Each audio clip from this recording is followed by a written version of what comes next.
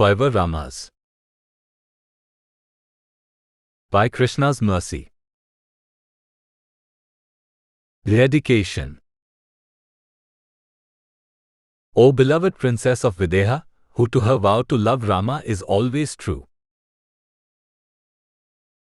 In full humility and affection, these hastily prepared words I offer to you. Introduction. With his royal opulence and strength, Ravan tried to win over Sita, but he was utterly denied. Sita still focused on Rama, though in perilous condition. Always with him in mind, no matter the situation. Only her dear husband for happiness does she rely upon. To swim amidst lotus flowers with him, the supreme swan. Ravan, who rummages in garbage like the lowly crow. That from Rama his demise to come soon he should know. In informing King of Lanka that Rama would the day save. Wonderful telling of God's qualities Sita gave. Chapter 1, Rama Navami. Quote, there was a king named Dasharat, the protector of Dharma, as unshakable as a mountain, true to his promises, well known throughout the world, and whose son is Raghava. Raghava, who is known by the name of Rama, is a righteous soul, famous throughout the three worlds. He has long arms and wide eyes. He is my husband and worshipable deity. Sita Devi speaking to Ravan, Valmiki Ramayana, Aranyakand 56.2-3. Rama Navami celebrates the appearance of Lord Sri Ramachandra, an incarnation of God who descended to earth many thousands of years ago in Ayodhya, India. The holiday is named as such because of the specific day in the lunar cycle on which Lord Rama appeared. The Vedic calendar is based on the lunar cycle, with certain days being more auspicious than others. Lord Rama appeared on the 9th day of the waxing moon in the month of Chaitra. Thus his birthday is celebrated as Rama Navami.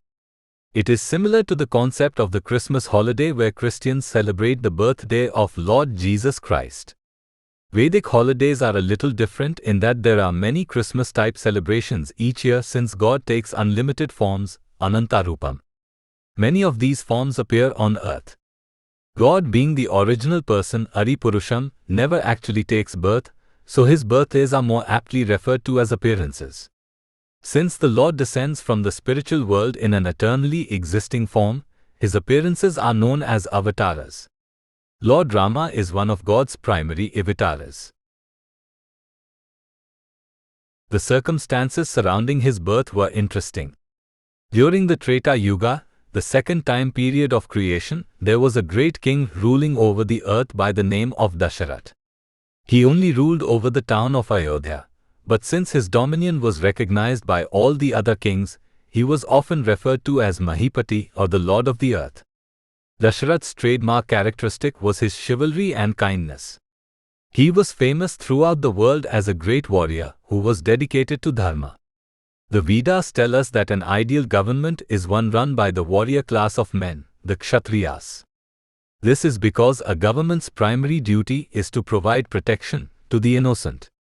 Therefore, a king or government leader must exhibit great fighting skills and strength in order to instill fear in the hearts of the miscreants.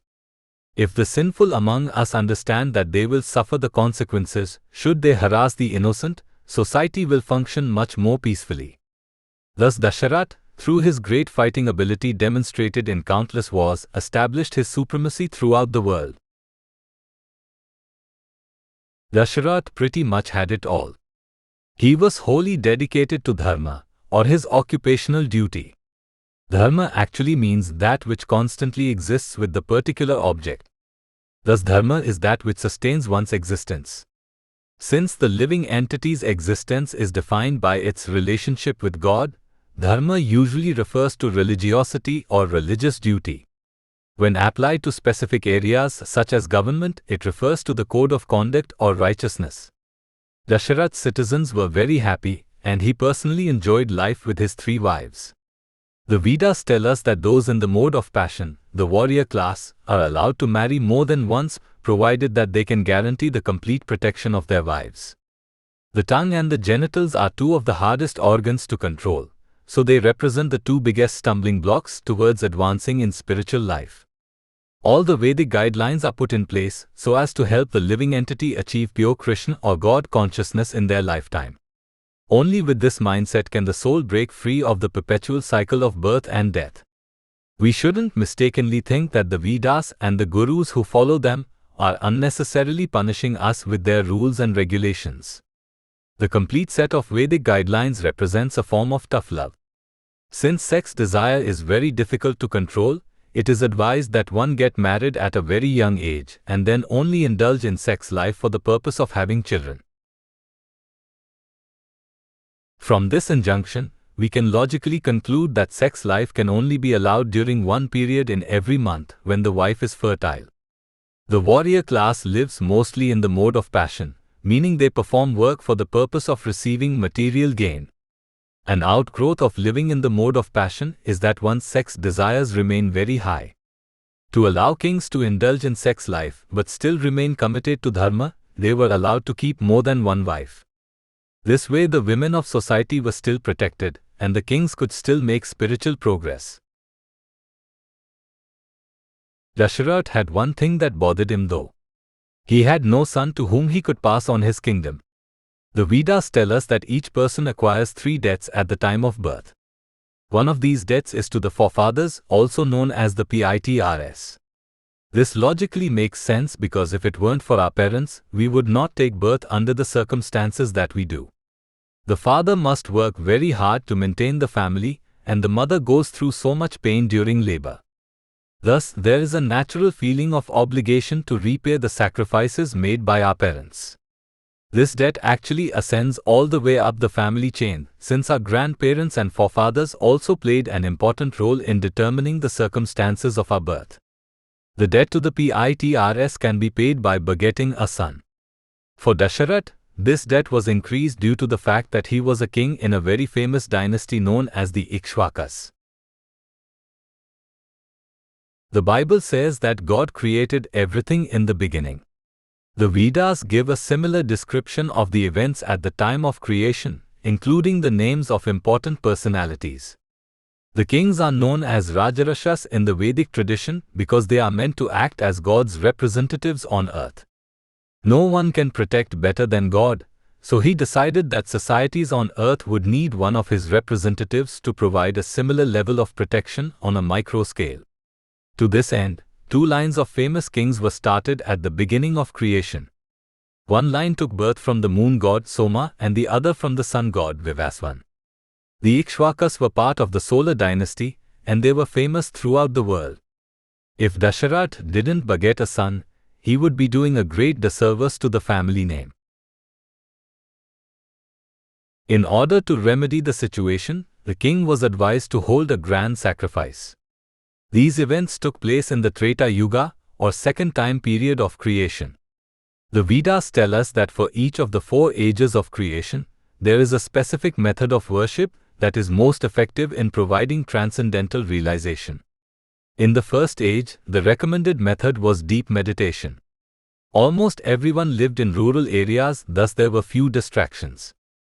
Many yogis lived in forests known as tapovanas, meaning forests suitable for the performance of austerities.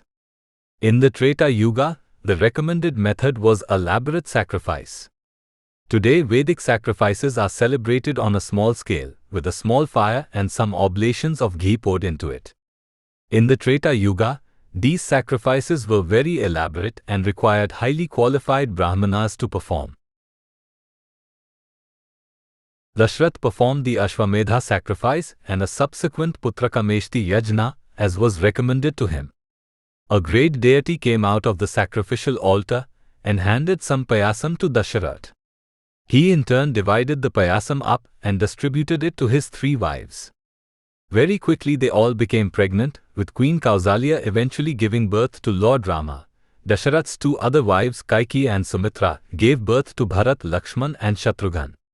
Thus the king was blessed with 4 beautiful sons, but Rama remained his favorite.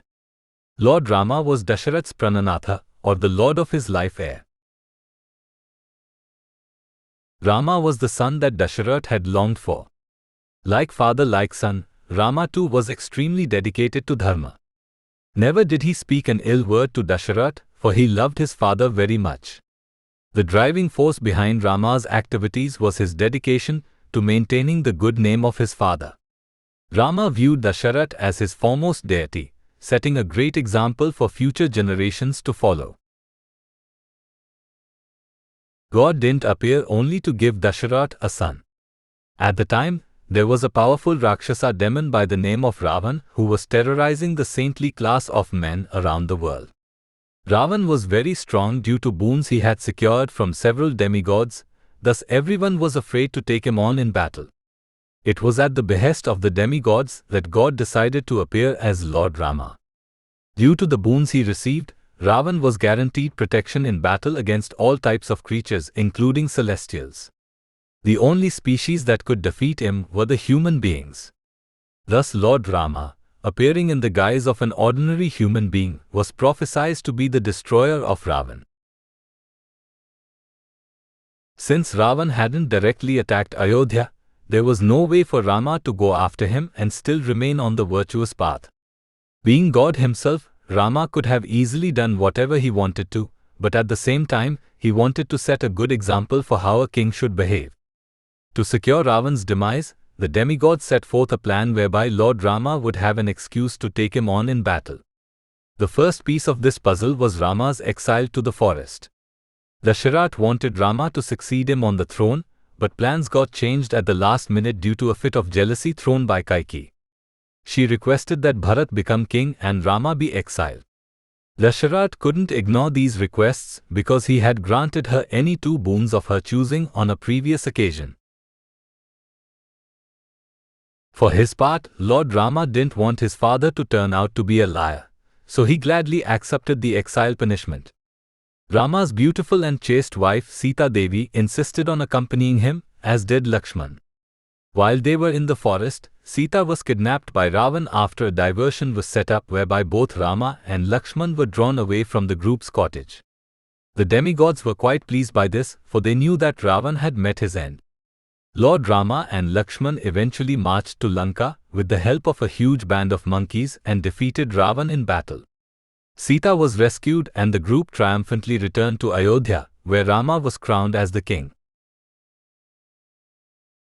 The beauty of Rama Navami is that it not only celebrates Lord Rama, but all of his devotees as well. In pictures, Lord Rama is usually seen standing alongside Sita and Lakshman, with Hanumanji offering his obeisances in front of them. Hanuman was part of the Vanara army, and played an integral role in Sita's rescue and Ravan's defeat. God is never alone, for his closest associates always remain with him. This is the view of God given to us by the Vedas. God is the energetic and the devotees are his energy. The two are meant to always be together, side by side, enjoying eternal felicity. Lord Rama is God himself, so it's hard to accurately put his qualities into words. Therefore, we must study the qualities of his close associates to get an idea. They say that you can judge a person's character by the company they keep, and in Lord Rama's case, we see that he had the best friends in the world. Sita, Hanuman, and Lakshman are so exalted that it is virtually impossible to find a person who can say anything negative about them. Hanumanji is so great that there is an entire book, the Sundara Kanda, in the famous Ramayana poem dedicated to his exploits. Sita and Lakshman always identified themselves as servants of Rama, and they never ran out of praiseworthy things to say about the Lord. As spirit souls, part and parcel of God, we are meant to be his energy. We are meant to please him in the same way that Sita, Hanuman, and Lakshman do. Celebrating festivals like Rama Navami and Janmashtami are great ways to get into the spiritual mindset.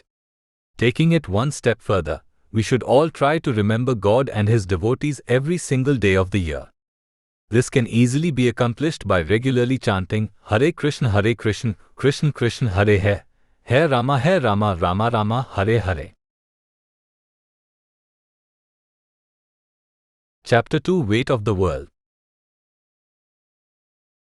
Quote, born in the family descending from Maharaja Ikshvaku, he Rama is highly effulgent and possesses the shoulders of a lion. He, along with his brother Lakshman, will come and take away your life. If you would have tried to forcibly take me away while in his, Rama's presence, he would have made you lie down, killing you in the same way that he killed Khara on the battlefield of Janasthana. Sita Devi speaking to Ravan, Valmiki Ramayana, Aranyakand 56.4-5. Life is full of constant pressure. During all stages of life from youth to old age, there are always responsibilities that demand our attention. The pressures of day-to-day life can get to be too much, so people will often look to outlets such as intoxication and gambling. Material life means always feeling like you have the weight of the world on your shoulders. We living entities aren't conditioned to handle such pressures, but Lord Krishna, the Supreme Personality of Godhead, certainly can. He has the shoulders of a lion and can bear any burden.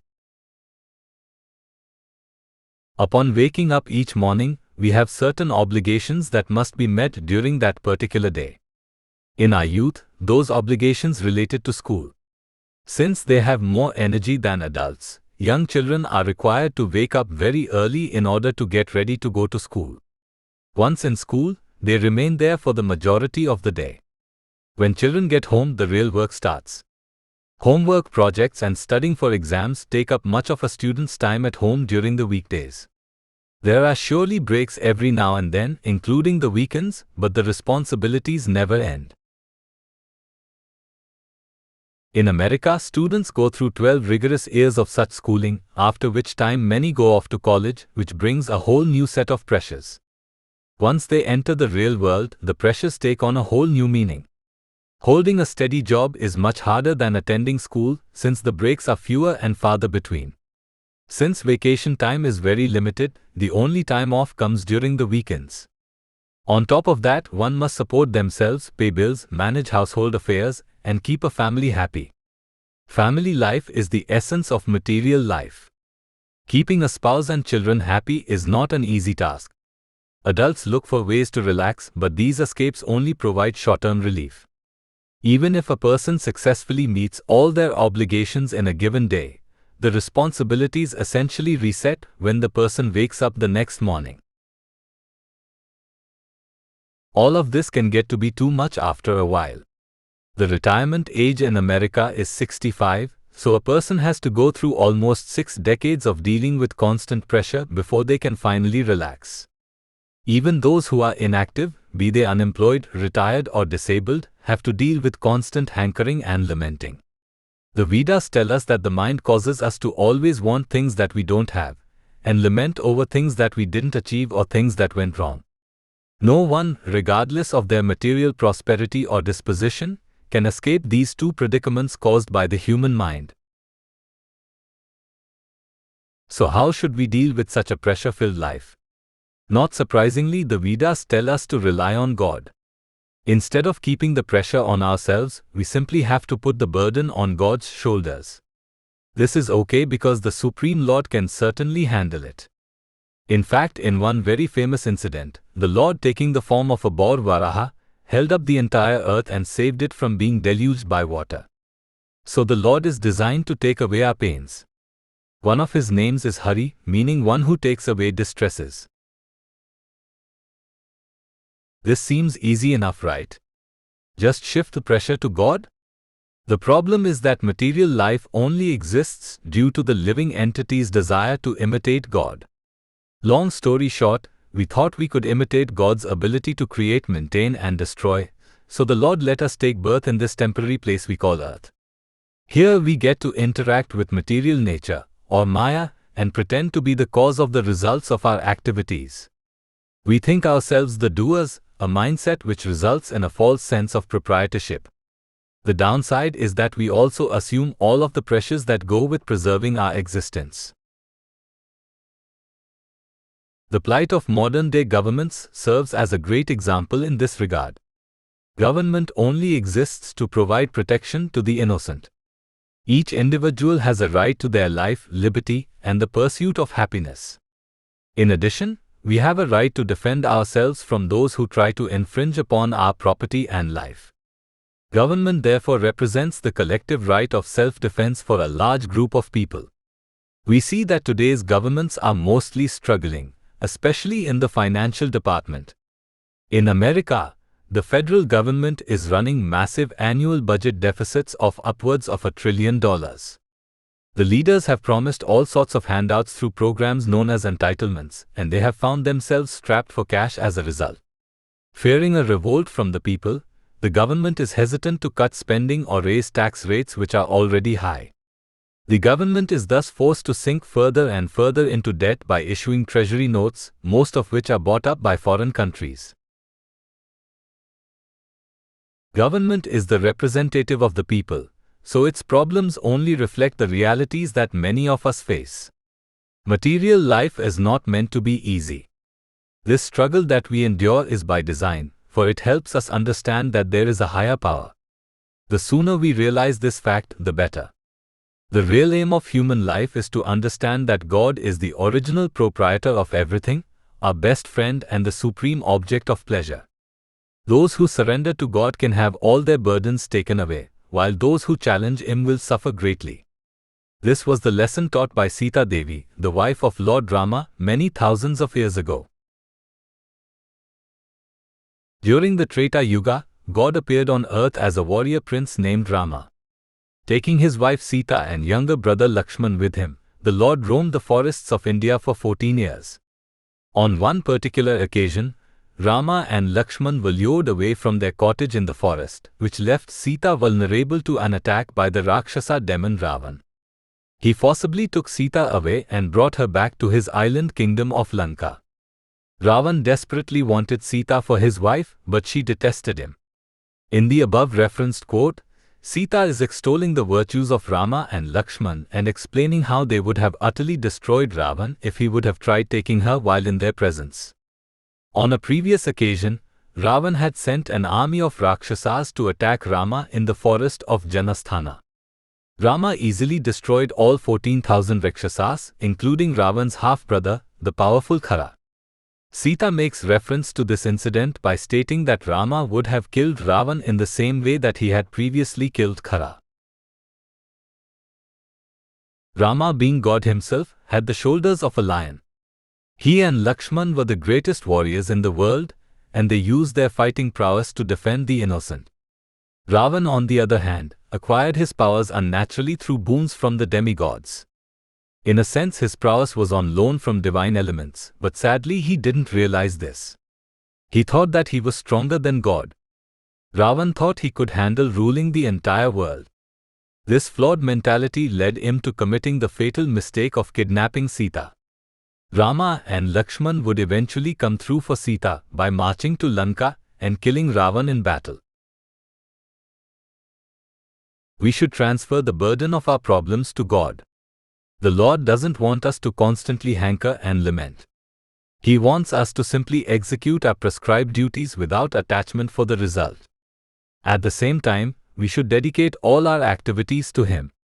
Following these two principles, which represent real surrender, we can be protected from all sinful reactions and enjoy a peaceful life. If we try to fight through our day-to-day problems without God's help, we will always fail in the same way that Ravan did. As validated by Sita, Lord Rama has an effulgence that sheds light upon darkness. We can slowly bring our consciousness out of the darkness and into the light of knowledge by regularly chanting the Lord's names, Hare Krishna, Krishna Krishna, Hare Hare, Hare Rama, Rama Rama, Hare Hare. Chapter 3, Yogeshwara. Quote, those mighty Rakshasas which you spoke of who have a ghastly form will all be rendered impotent by Raghava Rama, just as Suparna Garuda removes the venom from serpents. Sita Devi speaking to Ravan, Valmiki Ramayana, Aranyakand 56.6. In this passage, Sita Devi is comparing Ravan's Rakshasa demon associates to snakes. There are many varieties of species in existence due to the limitless combinations of material qualities that a living entity can possess. Rakshasas are not a fictional or mythological species, but rather a real-life ghoulish type of living entity. They are human-like but atheistic in nature. Unlike the Suras or devotees of God, the Rakshasas spend all of their time associating with the mode of ignorance, essentially doing those things which lack intelligence and passion. Snakes are cold-blooded reptiles that attack other species with their deadly venom. For this reason, they are one of the most feared species. The Supreme Lord, however, being the master of all mysticism, can control anyone, regardless of how venomous they are. Therefore, one of his names is Yogeshwara. God is one, meaning there isn't a separate God for each religious faith. One sect may have certain beliefs and dogmas that they adhere to, while another group believes in other things, but God doesn't divide himself. No one can become God. He has always been and will always continue to be the Supreme Lord. The Vedas, the ancient scriptures of India, try to give us an understanding of some of the Lord's features, attributes and pastimes. This is done so as to help the living entities foster an attachment to God, since that is the only way one can break free of the repeated cycle of birth and death. God's qualities and potencies are unlimited, but nevertheless, the Vedas describe some of his most celebrated attributes. Since God has performed so many activities in the past, he has been addressed by many different names, each of which acknowledges a specific incident or characteristic. For example, the original form of God is Lord Krishna, whose name means one who is all-attractive. Krishna himself has thousands of other names. Govinda means one who gives pleasure to the senses and the cows, Keshava means the slayer of the Keshi demon, Achyuta means infallible, and so forth. These names are important to know because they serve as a way of reminding the living entity of God's greatness. In our day-to-day lives, we have the tendency to extol the virtues of those who are successful in a material sense. Be they a famous golfer, movie star or politician, we like to praise others who are capable of doing things that most of us aren't. This inherent desire to praise others comes from our natural propensity to love God. In this world, however, all of our natural tendencies get misdirected towards imperfect things. By definition, anything material, meaning something which possesses qualities of goodness, passion, or ignorance, is considered imperfect, and for two reasons. The first reason is that material qualities are temporary and the source of much grief and distress. Material qualities are known as gunas in Sanskrit, and another translation for guna is rope. Material qualities are considered to be like ropes because they bind the living entity to the cycle of birth and death. In the spiritual world, gunas do not exist. Every spirit soul there is free to associate with God while remaining in a spiritual body. The material world is a sort of flawed replica of the spiritual world. Christians believe that man was made after God, and this is indeed true, for God also has 2 hands, 2 legs and a body that looks similar to ours. The only difference is that Krishna's body is completely spiritual, whereas our bodies are not.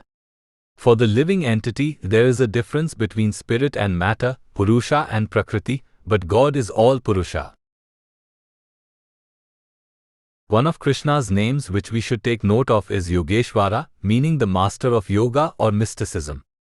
Most of us are familiar with the vernacular term of yoga, which is generally associated with an exercise discipline consisting of difficult stretching poses and intense breathing exercises. This is actually just a type of yoga known as Hatha or Ashtanga. The word yoga itself means to achieve union of the soul with the supersoul. Every living entity's identity comes from the soul residing within the body, Atma. The term Atma can refer to body, mind or soul, so a more accurate name for our soul is Jivatma, the soul of the living entity Jiva. God also has a soul since he is the Supreme Spirit. Aside from his original form of Bhagwan, the Supreme Lord expands himself into the Paramatma or Supersoul. The Paramatma resides within the heart of every living entity, so we all have God inside of us. We are all born into ignorance, a condition which causes us to perform all types of activities except yoga. This really isn't our fault since we are not aware of the presence of the Paramatma. Through the grace of the bona fide representative of Krishna, the spiritual master, we can learn about the difference between matter and spirit and the presence of God's expansion residing within us. Knowing about the Supersoul is one thing, but that itself doesn't really do anything for us. We can graduate from a great university, but until we actually apply our knowledge in the real world, our degree is meaningless. In a similar manner, simply knowing that God is great and that God exists doesn't help us any. We actually have to realize God's presence, which can only be achieved through the practice of yoga. God reveals himself in three primary ways: Brahman, Paramatma, and Bhagwan. Bhagwan is his original form, thus it is superior to the other two. Nevertheless, since the Lord can be realized in different ways, there exist different types of yoga. There is Jnana Yoga, which involves studying the difference between matter and spirit and gradually negating all activities in hopes of merging with the Lord's impersonal effulgence known as Brahman. Hatha or Ashtanga Yoga involves intense meditation and bodily adjustments aimed at mitigating the effects of the gross senses. This in turn leads to realization of Paramatma. When people speak of yogis, they are usually referring to this class of transcendentalists who perform meditation. Since Hatha Yoga helps block out the senses, there are naturally some nice side effects that come along. These side effects are known as siddhis or perfections. These perfections allow a person to perform miraculous feats, similar to those of the famous Houdini. For example, one can escape out of their body and fly around to different planets. A person can become extremely small and escape out of locked rooms. A person can also become extremely large. In India, there are many such yogis who perform this magic in front of others. The Vedic literatures even tell us of a few famous devotees who were once expert yogis. The son of Vyasadeva, Shukadeva Goswami, was an expert mystic who achieved transcendental bliss. The famous king of Mithila, Maharaja Janak, was a great yogi. He also happened to be the father of Sita Devi, the wife of Lord Rama. Both Janak and Shukadeva eventually found a higher engagement. Since they were great devotees, they achieved real perfection in life by taking up bhakti yoga or devotional service. Bhakti means love or devotion, so bhakti yoga involves dovetailing all of one's activities for the service of God in his original form of Bhagwan. In one sense, bhakti is easy to practice because it simply involves surrendering unto God and dedicating all of one's activities to Him. On the other hand, the one thing that keeps material life going is the living entity's flawed belief that it can imitate God. So why is it important to know that Krishna is Yogeshwara? Meditational yogis have a hard time ascending to the platform of bhakti.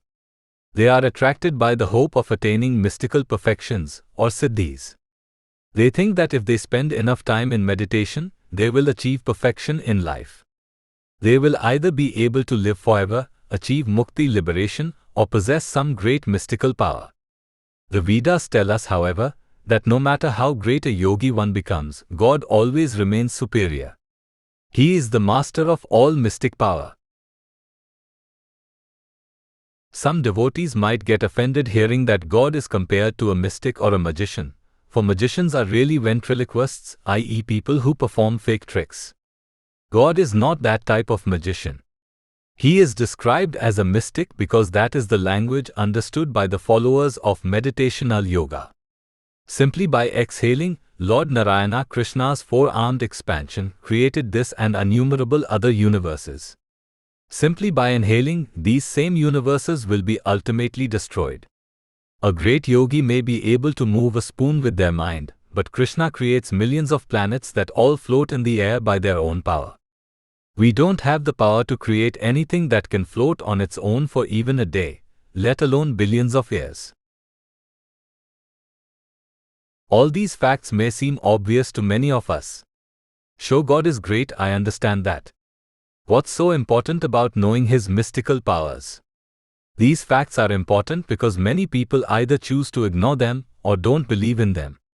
They believe that the world was created through some random explosion of chemicals, while some even take themselves to be God. The famous demon Ravan was one such a theist, belonging to the latter group.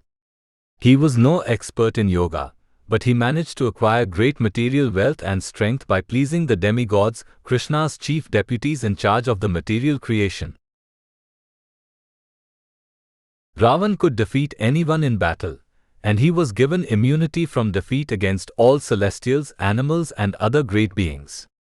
There was a loophole, however, in that he wasn't immune against the attacks of human beings. Taking advantage of this, Lord Krishna appeared on earth in the guise of a human being named Rama. Being the eldest son of the king of Ayodhya, Lord Rama was an expert Kshatriya warrior, capable of defeating anyone in battle. He was married to the beautiful daughter of King Janak, Sita Devi, and the two roamed the forests of India for 14 years along with Rama's younger brother Lakshman. The above reference statement was made by Sita Devi to Ravan. While the group was residing in the forest of Dandik, Rama and Lakshman got diverted away from their cottage, which left Sita all by herself. Ravan used this opportunity to come and kidnap her. Taking her back to his island kingdom of Lanka, Ravan tried every which way possible to win over Sita. He described to her the great prowess of all the Rakshasas of his kingdom. Ravan essentially thought that Rama was a pauper. Her husband is a lonely man cast into the forest by his father. Surely she will be attracted by my opulence. Sita, however, was a perfect devotee, so she was well aware of Rama's power. She told Ravan that he and his Rakshasas were nothing more than snakes, and that her husband would easily defang them in the same way that Suparna does. Suparna is another name for Garuda, the bird carrier of Lord Vishnu. He is the king of birds, and all snakes are afraid of him because he regularly terrorizes them. Garuda is the faithful servant of God, and snakes are viewed as venomous demons. Sita Devi, ever the poet, used this great metaphor to drive home the point that Lord Rama would easily defeat Ravan. Her words would prove true, as Rama would eventually come to her aid and defeat and kill all the Rakshasas of Lanka, including Ravan. God is the master of all mysticism. He can charm all the snakes in the world, no matter how poisonous their venom may be. Ravan was a snake-like person in that he went behind Lord Rama's back and kidnapped his wife. He didn't have the guts to take on Rama in battle and try to win Sita that way, for he knew he would have been defeated. There are many snake-like people around today who take the forms of atheists and enemies of devotees. The lesson we can take away from Sita's statement is that we have no need to fear any of these demons. God comes to the rescue of the devotees in the same way that he came to Sita's aid. The Lord can easily remove the venom from the demons of the world, so we simply have to worry about our own activities. We simply have to stick to the path of devotional service and let Yogeshwara work his magic. Chapter 4, Tidal Wave. Quote, "The arrows decorated with gold released from his, Rama's bowstring, will eradicate your body, just as the waves of the river Ganga strike against her banks." Sita Devi speaking to Ravan, Valmiki Ramayana, Aranyakand 56.7. Death is like an ocean current that cannot be stopped. For one who takes birth, death is guaranteed. There is nothing anyone can do to stop it from happening. The human being is intelligent enough to eventually realize this fact, and thus finds different ways to deal with it. Of all the different strategies employed, the Vedas tell us that the best one is that used by Vishnu Bhaktas or devotees of God. The aim of human life is to seek out one's best friend, the supreme object of pleasure and original proprietor of everything. The devotees understand that God fits all of these qualifications, thus they use everything in their power to remain attached to him. People usually deal with their mortality in one of two ways. The first class chooses to ignore the imminent nature of death and simply goes about their daily lives. By default, we human beings are born into ignorance. We walk around in diapers for the first few years of our lives, being completely dependent on our parents for everything. We would actually die if it were not for the care given to us by our elders in the early stages of our lives. Due to the inherent ignorance of the Jiva soul, it doesn't realize its mortality until later on in life. Because of this, most of us grow up to be worshippers of matter. The Vedas tell us that there is one God for all of mankind. He takes many different forms, but his original form is that of Lord Shri Krishna, who is also known as Bhagwan, or the Supreme Personality of Godhead. Krishna, being the energetic, takes two direct expansions or energies. One of the energies is known as Prakriti, or the inferior energy. Prakriti is matter. Krishna's other expansion is that of Purusha or spirit. Spirit is known as the superior energy because it controls matter. We can see this principle in action in our daily lives. Our hands, legs, feet, etc. are all composed of gross material elements. They are essentially useless without the spirit soul residing within us. It is the presence of the soul that gives something life. The event that we know to be death is actually the exiting of the soul from the material body. The Jiva souls are technically part of Krishna's marginal energy. Constitutionally, we are the same as Krishna, meaning we are spirit souls at the core. Yet, unlike Krishna, we have the propensity to associate with matter or God's inferior energy. For Lord Krishna and all his personal expansions, there is no difference between matter and spirit. For example, Lord Krishna's hands, legs, and arms are all completely spiritual and non-different from his identity. The same can't be said for the living entities. As spirit souls, we are meant to associate exclusively with the spiritual energy, but due to our subordinate nature, we can fall victim to association with matter or the inferior energy. God is the energetic and we are his energy. When the energy and the energetic meet, there is peace, harmony, and bliss. The embodiment of this union can be seen on the planet of Krishnaloka, where the Lord directly associates with his pleasure potency expansions, the gopis. The greatest gopi and the perfect representation of God's energy is Srimati Radharani. Radha and Krishna are always worshipped together because they are the symbol of perfection in life. They symbolize what our goal in life should be, the union of the soul with God. At the same time, Radha and Krishna are more than just symbols. They factually exist and constantly enjoy with each other in the spiritual world. The living entities have a choice as to which energy they associate with. The Jiva souls, those of us who take birth in this material world, had some past desire to associate with matter. That is the reason for our birth. While our current body is perishable, the soul is eternal, so this means that we have suffered or enjoyed through many previous births. The work we performed and the desires we accumulated from our previous births determined the circumstances of our current life. In this way, nothing is an accident. Since we have a desire to associate with the inferior energy, it is not surprising to see that most of us end up being worshippers of matter. What does this mean precisely? How does someone worship matter? Sex life serves as a nice example. Sex is considered the highest material pleasure, thus it also serves as the greatest hindrance to the cultivation of spiritual knowledge. Sex life is based on physical attraction. We see a beautiful man or woman and we desire to associate with them intimately. In this way, we are essentially worshipping a person's bodily attributes, features which are nothing more than matter. The body is composed of all sorts of disgusting elements like blood, pus, mucus, and urine.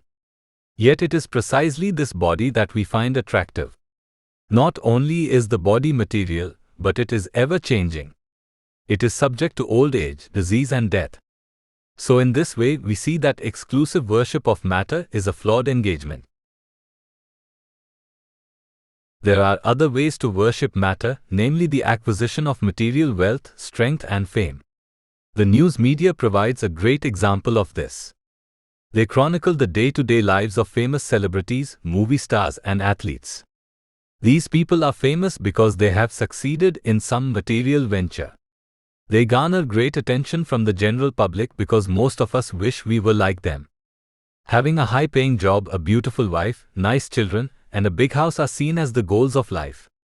High schools and colleges hold reunions every year where students who graduated together 10 or more years prior meet up with each other and catch up. At these reunions, we find out what our fellow classmates have done with their lives, and then we use that as a barometer for measuring our own success. The Vedas tell us that this is a flawed mindset, because while acquiring material perfections is certainly nice, death will eventually take everything away. There are others who deal with death in a different way. They become angry with God and material nature in general. They understand how fleeting material happiness is and how gross matter fails to provide any happiness. As a result, they take to the negation of activity. Being frustrated with material life, they hope to stop all activity through deep philosophical study and meditation. They want to make everything zero, Shunyavada. This is the cornerstone of the Buddhist and Mayavada philosophies. Buddhists aim to cancel out the effects of the senses and hopefully reach a state of complete void. This type of liberation is known as nirvana, an end to material life but no engagement in spiritual life. The Mayavadis are similar, except that they believe in God but a God who has no form. Thus their aim is the same, the cessation of all activity, but their hope is to merge into Brahman or God's impersonal effulgence. The Vedas tell us that both the worshippers and haters of matter are missing the point in their ultimate conclusion. Worshipping matter is flawed because one is still required to take birth again after the current life. This means that one will have to start the whole process again. The haters of matter are also flawed because it is the inherent nature of the soul to be active. We crave individuality. Thus, if we achieve liberation through the cessation of all activity, we lose our identities. This in essence represents a form of spiritual suicide. Eventually, we will crave our identity again, which will result in us being thrown back into the material world. If both of these philosophies are flawed, what is the right way to deal with death? For the answer, we simply have to look to the example set by the great Vaishnava saints and devotees of the past. Perfection in life comes when we achieve pure Krishna or God consciousness. The discipline to achieve this mindset is known as Bhakti Yoga or devotional service. As mentioned before, the soul is happiest when it is associating with God in a loving way, when the energy and the energetic are combined. God resides in the spiritual world, and He certainly can never associate with matter. However, He appears on earth from time to time in a spiritual body to enact pastimes and give protection to the devotees.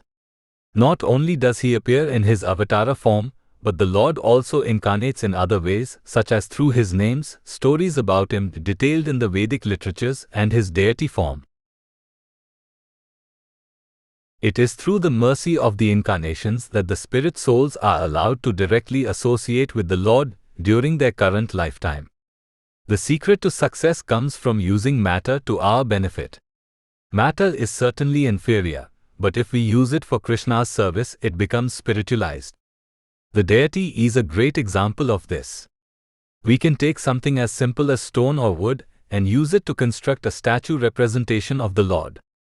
Some people mistakenly believe that Hindus take part in idol worship, but there is no similarity between an idol and a deity of an authorized form of the Lord. Krishna's body factually exists, for it is eternal and full of bliss and knowledge, Sak Chid Ananda Vigraha. The deity is known as the Archa Vigraha because it is a spiritual body that can be worshipped by the devotees. There are many other ways to practice this same principle of using matter for one's spiritual pursuits. The tongue and the stomach are also products of nature, but we can spiritualize both by regularly chanting the Lord's name, Hare Krishna, Krishna Krishna, Hare Hare Rama, Rama Rama, Hare Hare, and by eating Krishna Prasadam, vegetarian food offered with love and devotion to the deity. The mind is considered a subtle material element, but we can also purify it by regularly thinking of God. Devotees use everything at their disposal to increase their God consciousness. Once they develop pure love for the Lord, they can never forget Him. One such great devotee is Sita Devi, the wife of Lord Rama. Sita represents the perfection of God's energy, for she never thinks of anyone except Rama. For this reason, Lord Rama is always worshipped together with his wife as Sita Rama. During her pastimes on earth, Sita was unfortunately kidnapped by the Rakshasa demon Ravan. This was preordained since Lord Rama needed an excuse to take on the demon in battle. In the above reference statement, Sita is informing Ravan that his death is coming very soon at the hands of Rama. Ravan had just kidnapped Sita and taken her to his island kingdom of Lanka. He tried his best to persuade her into giving in to his amorous desires, but she was having none of it. Ravan was a devotee of matter. He was extremely wealthy and possessed tremendous fighting skills. He propitiated Lord Brahma and Shiva and was rewarded with great material boons. Yet his wealth and fame weren't enough. His lust drove him to chase after another man's wife. Sita knew Ravan's nature, so she made sure to remind him that Rama's arrows were plated with gold. Ravan thought that Rama was a pauper since the Lord was roaming the forests as an exile from his kingdom of Ayodhya. Ravan couldn't understand what Sita saw in her husband. Sita reminded Ravan that everything associated with Rama was brilliant, including the weapons he used.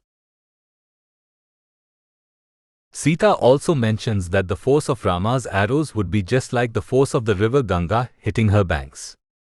In the Vedic tradition, the Ganga's river is considered sacred because she is known as the demigod Ganga Devi, who emanates from the lotus feet of Lord Vishnu. Vishnu is God's four-handed form. By using this comparison to Ganga Devi, Sita is reaffirming Lord Rama's divinity. Since Lord Rama, an incarnation of Lord Vishnu, is the source of Ganga Devi, it would make sense that his weapons would have the same power as the sacred river. Death is just like a tidal wave, sucking up everything in its path. It plays no favorites, it will affect all of us at some point. Though we have no control over when the river known as death will swallow us up, we do have a choice as to where it will take us. Ganga Devi is completely spiritual, and those who give up their bodies while on her banks receive liberation from the repeated cycle of birth and death. She takes the soul back to the spiritual world where from it never returns. Those who are washed up by the material ocean, however, are forced to take birth again. We should use the knowledge of our impending death as a wake-up call to take to devotional service. This way we can guarantee that our soul can cross over the ocean of any science at the time of death. Sita's words would hold true as Ravan, even for all his heinous crimes, was eventually washed up by the sacred river, for he thought of Lord Rama or God at the time of death. If we can think of God in a loving way at the time of quitting our body, our reward will be even greater. Chapter 5 Luck Runs Out. Quote, although, O Ravan, you may be incapable of being slain by either the demigods or the demons, since you have created a very great enmity with Rama, he will not let you get away alive. Sita Devi speaking to Ravan, Valmiki Ramayana, Aranyakand 56.8. Sita Devi, the glorious wife of Lord Rama, is here informing the demon Ravan that his days are numbered. Whatever good fortune he had in the past was about to end due to one despicable act. What crime was Ravan guilty of? He kidnapped the wife of Lord Rama and forcibly brought her into his custody on the island of Lanka. For this transgression, Ravan would have to pay dearly. Sita's words would certainly hold true, as Lord Rama didn't let Ravan escape with his life. The first portion of Sita's statement refers to the immunity Ravan had from attacks from demigods and asuras. Since the beginning of time, there has been an ongoing struggle between the demigods or suras and the non-devotees, the asuras. The Vedas, the ancient scriptures of India, don't mention anything about a devil, but they do tell us that every living entity possesses different material qualities. A devotee lives primarily in the mode of goodness, which consists of knowledge, self-control and peace. Asuras live primarily in the mode of ignorance, which can be characterized by any activity that goes against the injunctions of the revealed scriptures and which also is devoid of any intentions for fruit of gain. Essentially, the battles between the suras and the asuras are those between the forces of good and evil. Suras understand that God exists and that the purpose of life is to serve him. Asuras identify solely with their gross material body, not believing in any sort of higher power or an afterlife. They believe that the ultimate aim is to enjoy as much as possible for the short duration of their time on earth. To this end, they will do whatever it takes to satisfy the sense demands of their body, including taking to sinful activity. Ravan, though born of a Brahmana father, was a Rakshasa in quality from his birth. A Rakshasa is a specific type of Asura, specializing in certain activities. Rakshasas love to eat meat and they do not discriminate when it comes to the type they'll eat. For example, they have no problem eating human flesh, for Ravan and his associates used to regularly terrorize the saints living in the forests. The events of Ravan's life took place during the Treta Yuga, which by most calculations occurred millions of years ago. During those times, the religious class of society, the Brahmanas, used to migrate to the forest since it was more conducive to performing austerities or tapasya. The forests were actually referred to as tapovanas due to their spiritually welcoming environment. Rakshasas were expert in black magic and witchcraft. They would perform ghoulish sacrifices aimed to pleasing ghosts and spirits. Ravan was a crafty Rakshasa, however, and he knew that to get anywhere in life, he needed to please more than just ghosts and goblins. He took to worshipping various demigods or suras.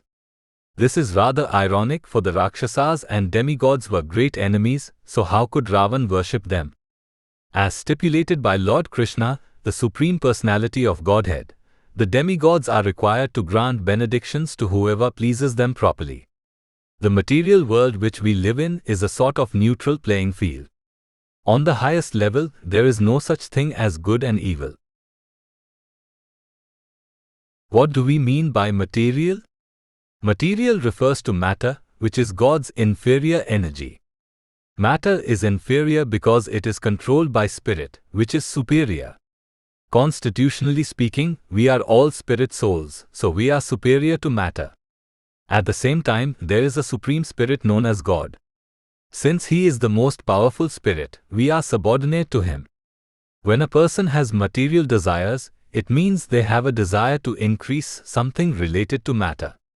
For example, Ravan wanted to achieve great wealth, fame, and fighting prowess. These are all considered material things because they aren't related to helping the spirit soul. How do we help the soul? The Vedas tell us that the soul is happiest when it is in its natural home, its most comfortable environment. That home is in the spiritual world, where Lord Krishna and his various expansions reside. The soul is meant to be a lover of God, to be in constant union with the Supreme Spirit. This union is achieved through the yoga process. Yoga means acting for the benefit of the soul, a soul which is superior to matter. The soul represents our real identity, for the gross body is created at some point in time, performs some activities, and is then ultimately destroyed at the time of death. The spirit soul, however, never takes birth nor dies. It is unbreakable, indestructible, and immutable. When it comes to our material aspirations, God does not take an interest. Whether we want to ascend to the heavenly planets or simply have good health, the Supreme Lord always remains aloof. This is because Krishna or God can never directly associate with matter. To meet the demands of the fruitive worker, the Lord has deputed many highly elevated living entities known as demigods. It is their duty to fulfill the desires of their devotees. Ravan, though a Rakshasa, was equally entitled to the rewards provided by the demigods. He performed great austerities that were so severe that several prominent demigods became very pleased with him. Lord Brahma, the first created living entity and demigod in charge of the mode of passion, granted Ravan the boon that no demigod or asura could defeat him in battle. Ravan was thrilled by this boon.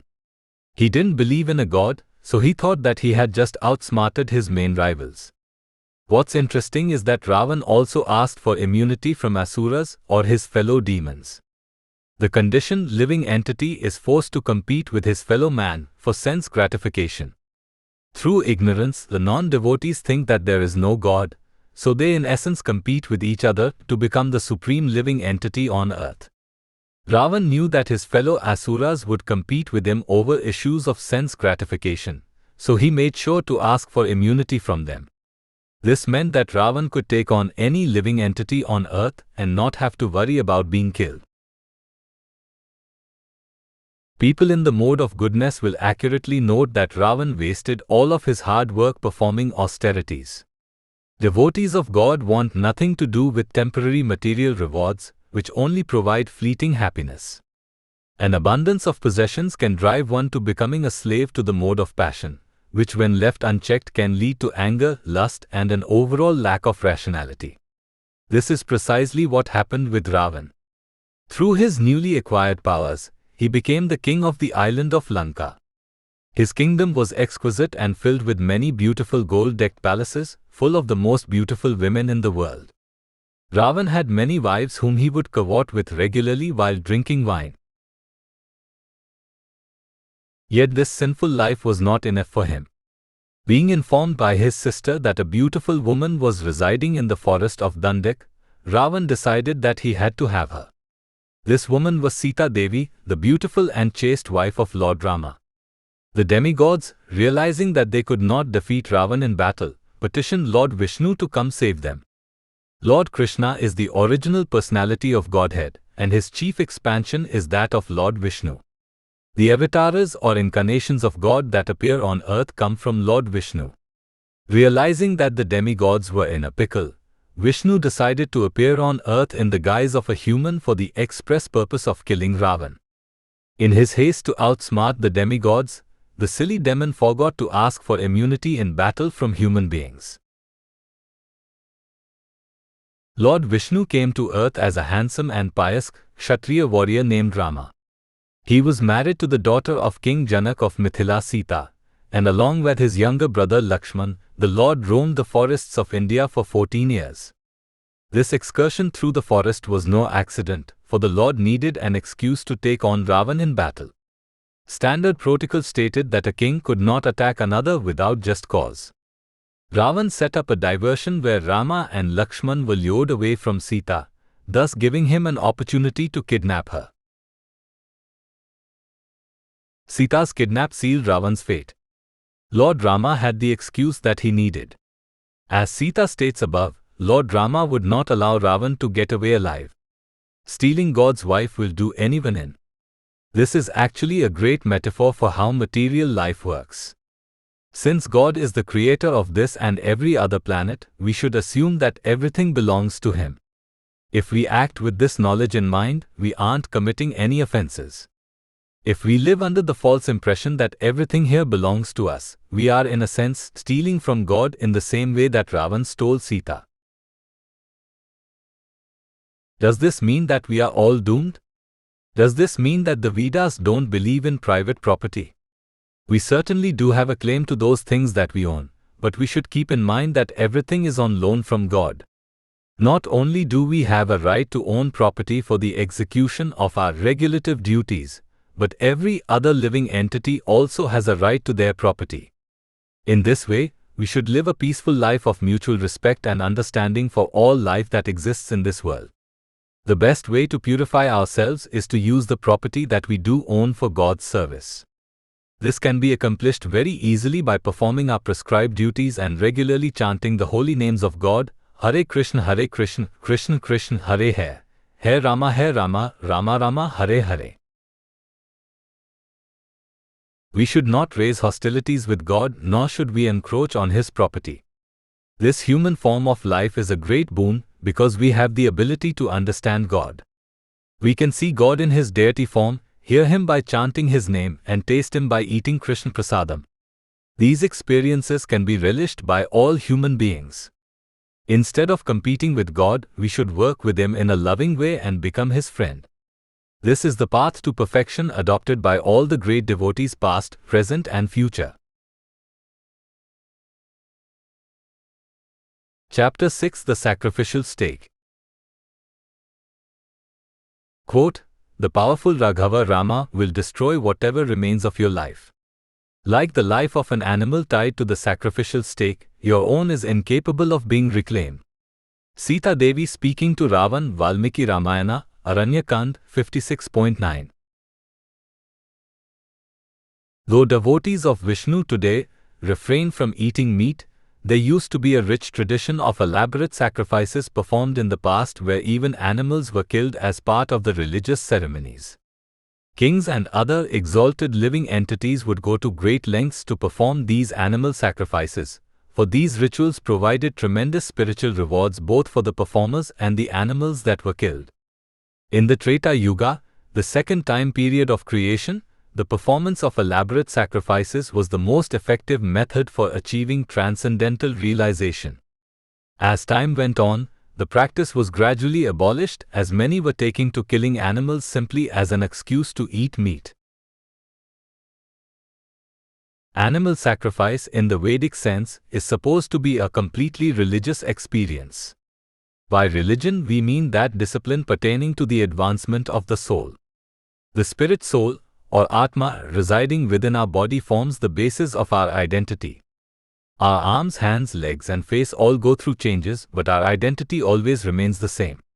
This is due to the presence of the soul. Religion, more accurately known as Sanatana Dharma, is the set of guidelines and procedures that enables the soul to eventually return to its original home, the spiritual world. God in his original form, along with his various Vishnu Tattva expansions, resides in the spiritual world. There he is in constant association with his pleasure potency energy expansions. We living entities are meant to be part of God's superior energy, but in order to associate with the Lord we must first break free of our affinity for material activity. To this end, there are various processes laid down by the scriptures which enable one to rekindle their forgotten relationship with God. Sacrifice is one of the central practices of any religious discipline, so it is not surprising to see that it plays a prominent role in the Vedic tradition. Sacrifice essentially means voluntarily giving up something enjoyable for the betterment of another person, or even for ourselves. Our parents, for example, sacrifice a lot for our happiness. They work very hard and give up their life of sense gratification simply to provide a good upbringing for us. We know from our own experiences that children and young adults enjoy practicing a carefree lifestyle. During the 1960s in America, there was a rebellion against the older generation, with young adults not wanting to trust anyone who was over 30 years old. This speaks to the brash nature of the young. They never want to be tied down by rules and regulations. Yet we see that people gradually mature, and they give up their unregulated way of life when they have children or when they start an important job. This is a form of sacrifice, for a person understands that they must give up certain habits in order to be successful in other areas such as raising children and maintaining a steady job. Religious life is similar in this regard. In order to understand God and realize the presence of the soul within, sacrifice is required. What is it that we must sacrifice? Upon taking birth here, we become enveloped in a cloud of illusion which makes us think that we will be happy by meeting the demands of the senses. I want to eat this, I want to eat that, I want to go here, I want to go there, etc. As we soon find out, the senses can never be truly satisfied. Aside from pulling us in every which direction, the demands of the senses also cause us to drift further away from spiritual life. If we were to categorize the different kinds of activities one could perform, acts involving sense gratification would be put on one side, while spiritual activities would go on the opposite side. Spirituality involves taking care of the demands of the soul and not the senses. In order for this to happen, we must sacrifice certain things that we have attachments to. In the Treta Yuga, societal leaders relied heavily on the animal community. In the Vedic tradition, cows have always played a prominent role. Owning a cow can virtually eliminate the poverty problem. Simply by giving the cow a small plot of land to live on, one can survive on the bountiful fruits such as milk, cheese and yogurt, which are all freely provided by the cow. The kings during Vedic times required a strong military presence, with horses playing an integral role. There were no planes, trains or automobiles, so any type of advanced transportation required a fleet of horses. For these reasons, the Vedic scriptures often recommended animal sacrifice as a religious activity. In order to be considered a sacrifice, the thing being given up must be something of importance. The famous Ashwamedha Yajna involved giving up a horse. These animal sacrifices were nothing like the killing of animals that goes on today in slaughterhouses. The horses were allowed to roam free for a year, traveling all around the world. After the horse would come home, it would be tied to a stake, where it would eventually be sacrificed in an official ceremony. These sacrifices were completely spiritual in nature. The kings were giving up something valuable to them. The animals were also benefited, for the soul residing within the animal was guaranteed to receive a human body in the next life. The Vedas consider the human species to be the most auspicious because the human being has the intelligence to learn about and love God. It is through the development of this loving attachment to the Supreme Lord that a soul can finally achieve the perfection of returning back to the spiritual world. As time went on, mankind's adherence to dharma or religiosity gradually diminished to the point where Brahmanas were performing animal sacrifices simply to satisfy the demands of the tongue. They wanted to eat meat, so in the name of religion, they would regularly kill animals. To reform this practice, Lord Krishna God himself personally appeared on earth as Lord Buddha. Lord Buddha outwardly denied the authority of the Vedas in order to give his philosophy of non-violence credence. This is a great example of God's mercy. He knew that at the time people could not achieve spiritual perfection by killing animals unnecessarily.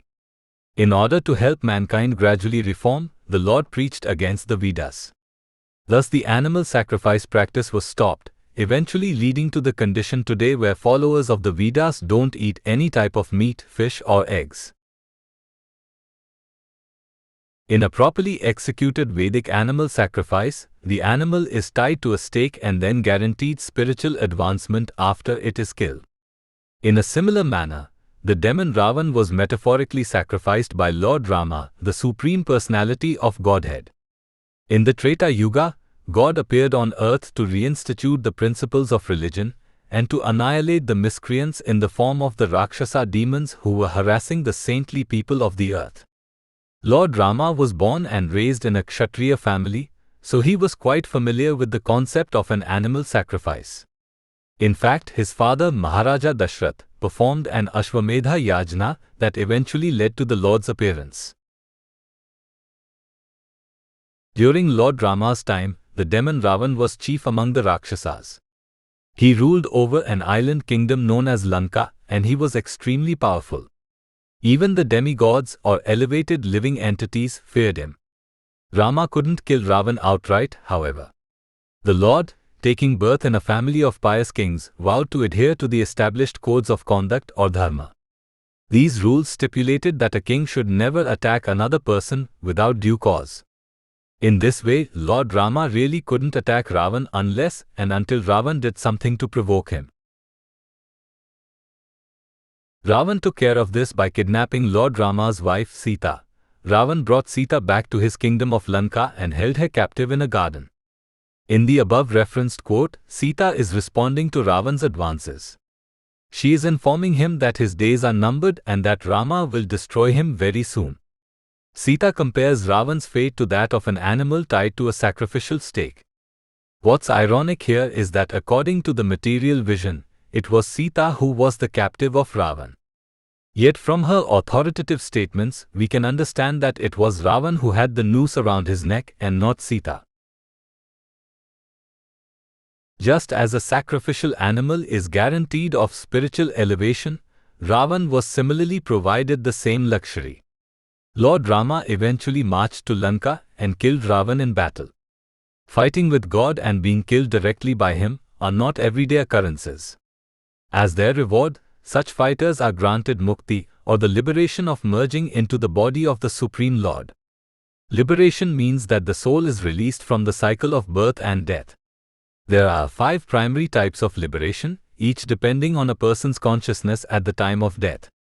Ravan was thinking of God as an enemy at the time of death, so he received a specific type of mukti. If such a reward is bestowed upon God's enemies, one can only imagine what is in store for the devotees.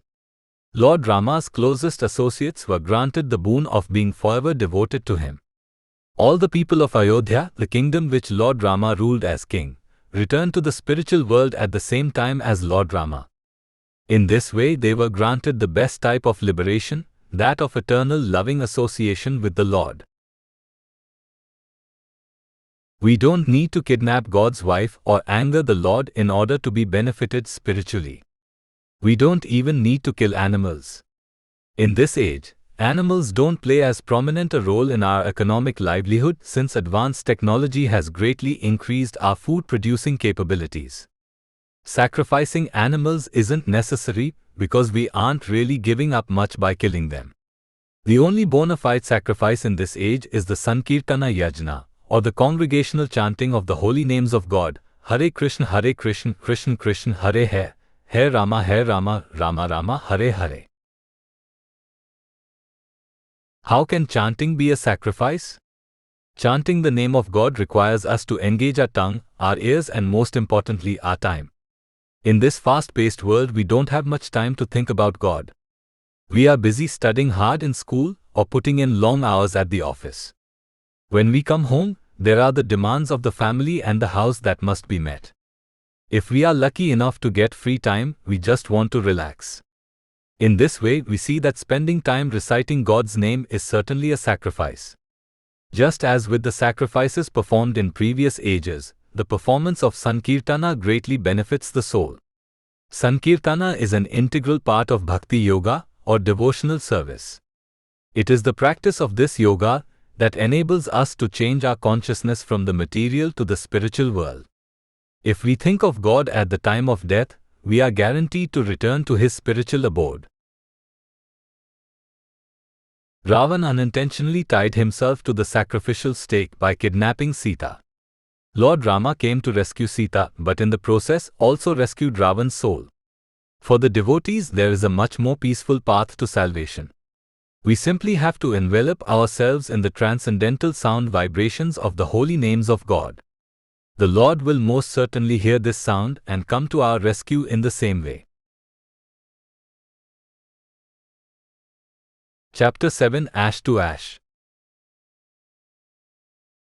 Quote, should Rama look at you with his angry blazing eyes, you, O Rakshasa, would be burned to death in an instant, just as Mandakupad was by Rudra Shiva. Sita Devi speaking to Ravan, Valmiki Ramayana, Aranyakand 56.10.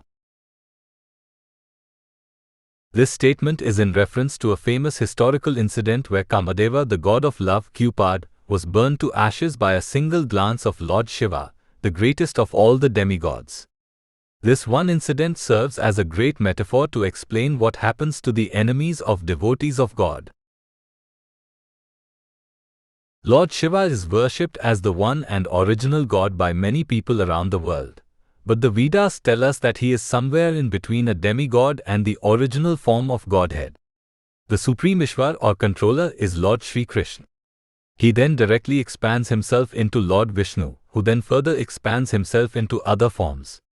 All direct personal expansions of Krishna are referred to as Vishnu Tattva. To carry out various functions in the material world, the Lord personally descends from the spiritual world from time to time. The forms of the Lord that descend to the material world are referred to as avatars. The avatars can then be further broken down into various categories. The three presiding deities of the universe, Brahma, Vishnu and Mahesha Shiva, are technically classified as Guna Avtaras. Guna means a material quality or rope. In actuality, these definitions both mean the same thing, since possessing material qualities causes one to get bound up in the repeated cycle of birth and death. For something to be considered material, it must possess the three gunas of goodness, passion and ignorance to varying degrees.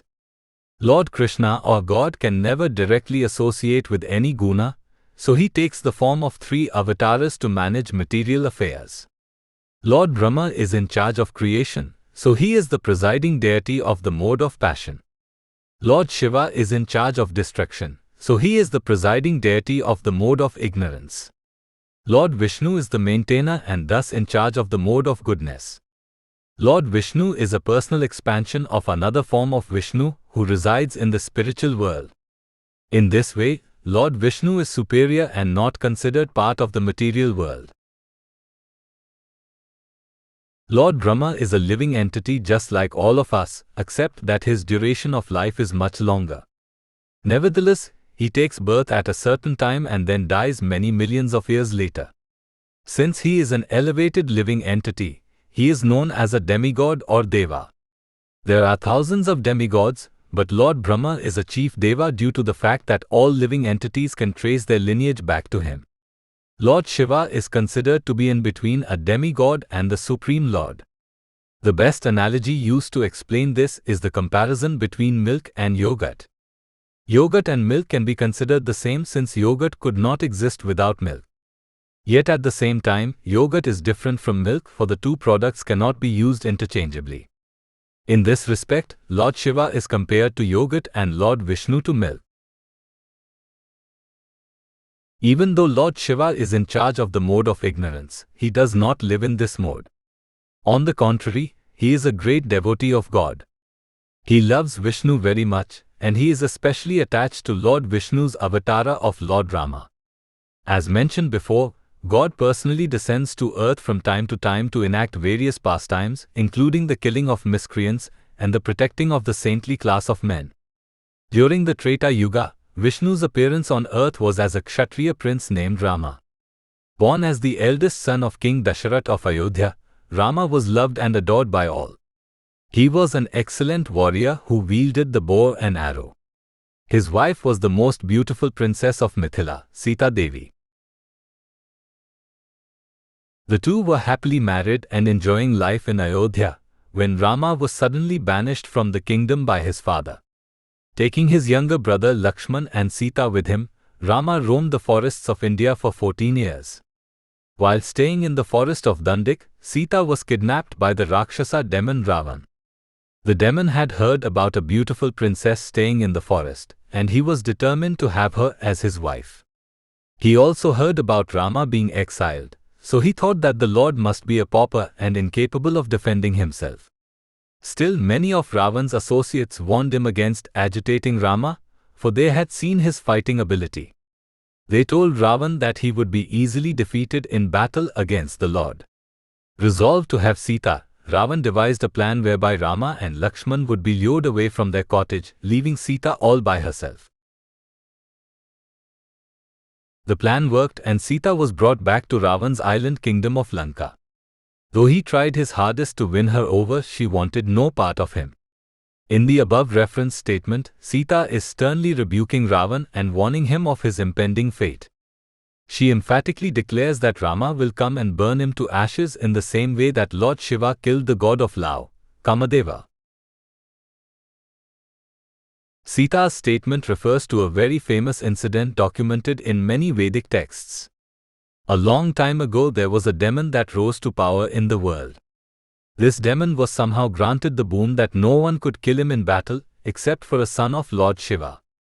The demon was smart in this matter because he knew that Shiva lived a very austere lifestyle. Mahadeva Shiva prefers to spend all his time meditating on the lotus feet of the Supreme Personality of Godhead, so the chances of him having a son were very small. Thinking he had outsmarted the demigods, the demon then took to wreaking havoc throughout the world. The demigods were at a loss. They didn't know what to do, so they petitioned Kamadeva to fire up lusty desires in Lord Shiva. Cupid then one day approached a meditating Mahadeva and shot him with arrows of love. Lord Shiva became so enraged by this that he immediately turned around and shot a fiery glance at Kamadeva using his third eye. Immediately the god of love was burned to ashes. The arrows shot from Cupid eventually resulted in Kartikeya, a great general, being born to Lord Shiva. Kartikeya ended up killing the demon and alleviating the fears of the demigods. Sita's referencing of this story is important for two reasons. The first is that Ravan was a devotee of Lord Shiva. Ravan wasn't a pure devotee, but he certainly viewed Shiva with awe and reverence. In fact, he only became a devotee of Shiva after trying to pick a fight with him. In retaliation, Mahadeva started crushing Ravan's fingers until he cried uncle. Lord Shiva is very powerful, and generally the demoniac envy this power and want to imitate it. For this reason, they take to worshipping Mahadeva in hopes that he'll grant them some power-augmenting boons. This was precisely the case with Ravan. Sita knew that Ravan was a worshipper of Shiva, so she wanted to remind him that just as Shiva had burned an enemy to ashes, so Rama would do the same to him. Her prediction would hold true as Rama would eventually march to Lanka, take on Ravan in battle and destroy him. Sita's comparison to the burning of Kamadeva is also important because it teaches us how we can deal with obstacles that come along in life. For devotees of God, the path to salvation is riddled with thorns. This is true for many reasons, the primary of which is the attachment to material life. Since mankind is accustomed to meeting the demands of the gross senses, taking to religious life can be very difficult at first. Along with regularly chanting Hare Krishna, Krishna Krishna, Hare Rama, Rama Rama, Hare Hare, devotees of Krishna abstain from meat-eating, gambling, illicit sex and intoxication. These things aren't easy to give up, so it requires strong determination. Not only are there self-imposed obstacles, but other living entities also throw up roadblocks to the path to self-realization. This was the case with Ravan. Sita was a pure devotee, an incarnation of goddess Lakshmi, who appeared on earth to play her natural role as consort to the Supreme Lord. Ravan wanted to have her all for himself, so he put her through so much difficulty by holding her captive in his kingdom. Nevertheless, Sita simply kept her mind fixed on the lotus feet of Rama, and eventually the Lord came and slew the demon. In this way, we can see that all unwanted things in life can be easily removed by simply keeping our minds fixed on the lotus feet of the Supreme Lord. Chapter 8, From the Moon to the Earth. Quote, He Rama who is capable of bringing the moon in the sky down to earth or destroying it or drying up the ocean, can certainly also rescue Sita from this place. Sita Devi speaking to Ravan, Valmiki Ramayana, Aranyakand 56.11. Human beings have been enamored by the moon since the beginning of time. A huge circular object that remains high in the sky and provides us beautiful light during the nighttime, the moon is something we've all wondered about. When we drive at night, it often appears that the moon is following us. It controls our tides and is also linked to our astrological fortunes, so why wouldn't we want to study it further? Many have believed that if they could just figure out the secret behind the workings of the moon, this knowledge might then open the door to solving the rest of life's problems. Long before man ever set foot on the moon, the great French science fiction writer Jules Verne pondered the thought of man's going to the moon in his book, From the Earth to the Moon, written in 1865. Since then, technological advancements drew man closer and closer to space travel. After World War II, the Cold War started between the United States and the Soviet Union. There was essentially a race to see who could put a man into outer space first. Going to space wasn't enough though, as there was also a competition to see which country could first land on the moon. The US would win the battle, with Neil Armstrong being the first man to set foot on the moon in 1969. It was important for America to reach the moon because it showed a sign of technological advancement. The Cold War was a battle of ideologies, capitalism versus communism. The idea was that by landing on the moon first, Americans proved that their brand of government was better than the Soviets. Many people dispute that the moon landing ever occurred, for there are several anomalies related to the event, but to this day it is the widely held belief that man did indeed land on the moon. It is generally viewed as a great triumph. The moon landing took great effort. Space exploration is not cheap, and the effort cost the government hundreds of millions of dollars. Outer space is not an environment that the human body can survive in, so space exploration requires expensive rocket ships, spacesuits, and oxygen tanks. Though the moon landing and space exploration in general are lauded as great achievements, what did mankind really gain from such ventures? Were they able to figure out how the moon works? Can they control the moon?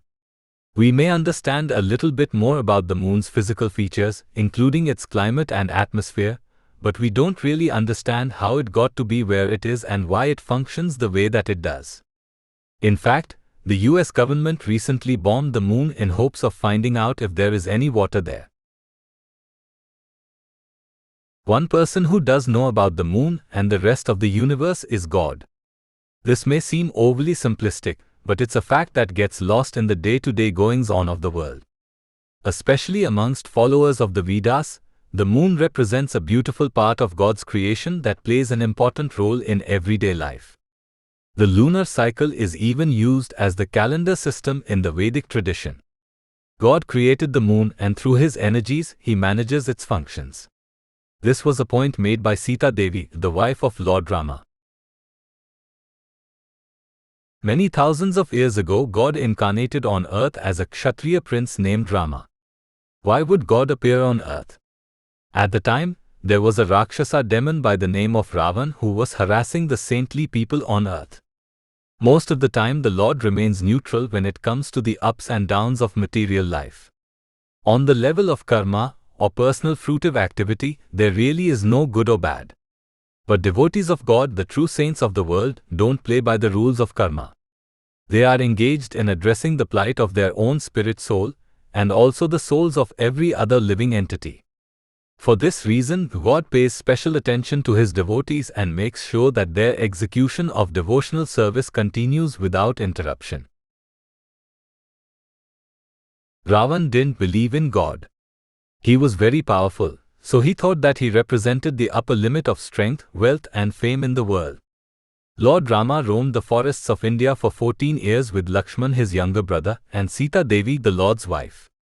Ravan one day kidnapped Sita while Rama and Lakshman were away from the group's cottage. Taking her back to his island kingdom of Lanka, Ravan tried his best to win Sita over, but she was having none of it. In response to his advances, she reminded the demon of Rama's greatness. In the above referenced statement, Sita is telling Ravan that Rama could easily bring down the moon to the earth or even destroy it. Rama could easily dry up the ocean, so for him, rescuing Sita from the clutches of Ravan would be a piece of cake. How could a single man control the moon and the oceans in this way? This all seems like part of some mythology or something out of Lord of the Rings. The events of the Ramayana actually occurred in real life many thousands of years ago.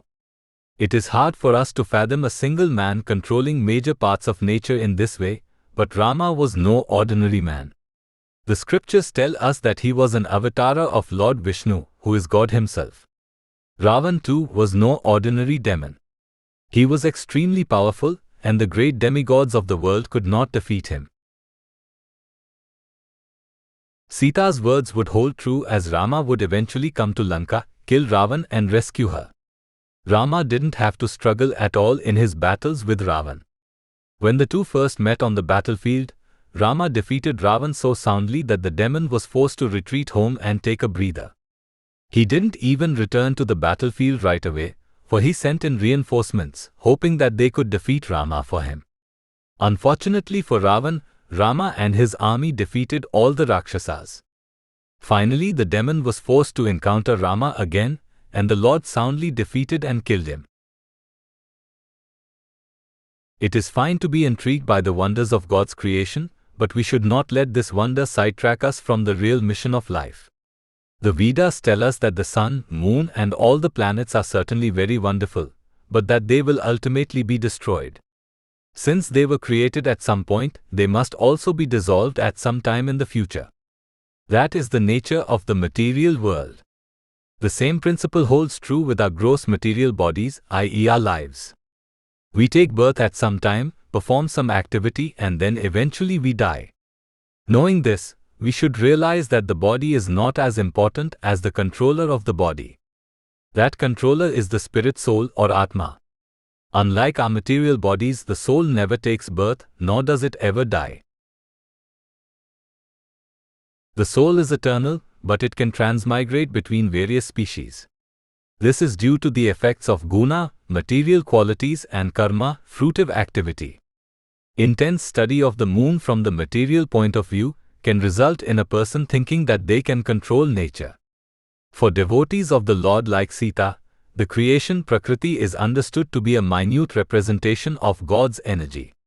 More important than Prakriti is Purusha, or the controller of matter. The supreme controller is God. Human life is meant for understanding the supreme Purusha, Krishna, and not Prakriti. What could we ever understand about nature anyway? We didn't create it. Even if we could understand it, it wouldn't give us everlasting bliss and peace. Perfection in life can only come through association with the Supreme Lord. Lakshman, Sita, and the great devotee Hanuman were all liberated souls due to their intense love for and devotion to Lord Rama. We too can develop the same level of love and respect by regularly chanting God's names, Hare Krishna, Krishna Krishna, Hare Hare, Hare Rama, Rama Rama, Hare Hare.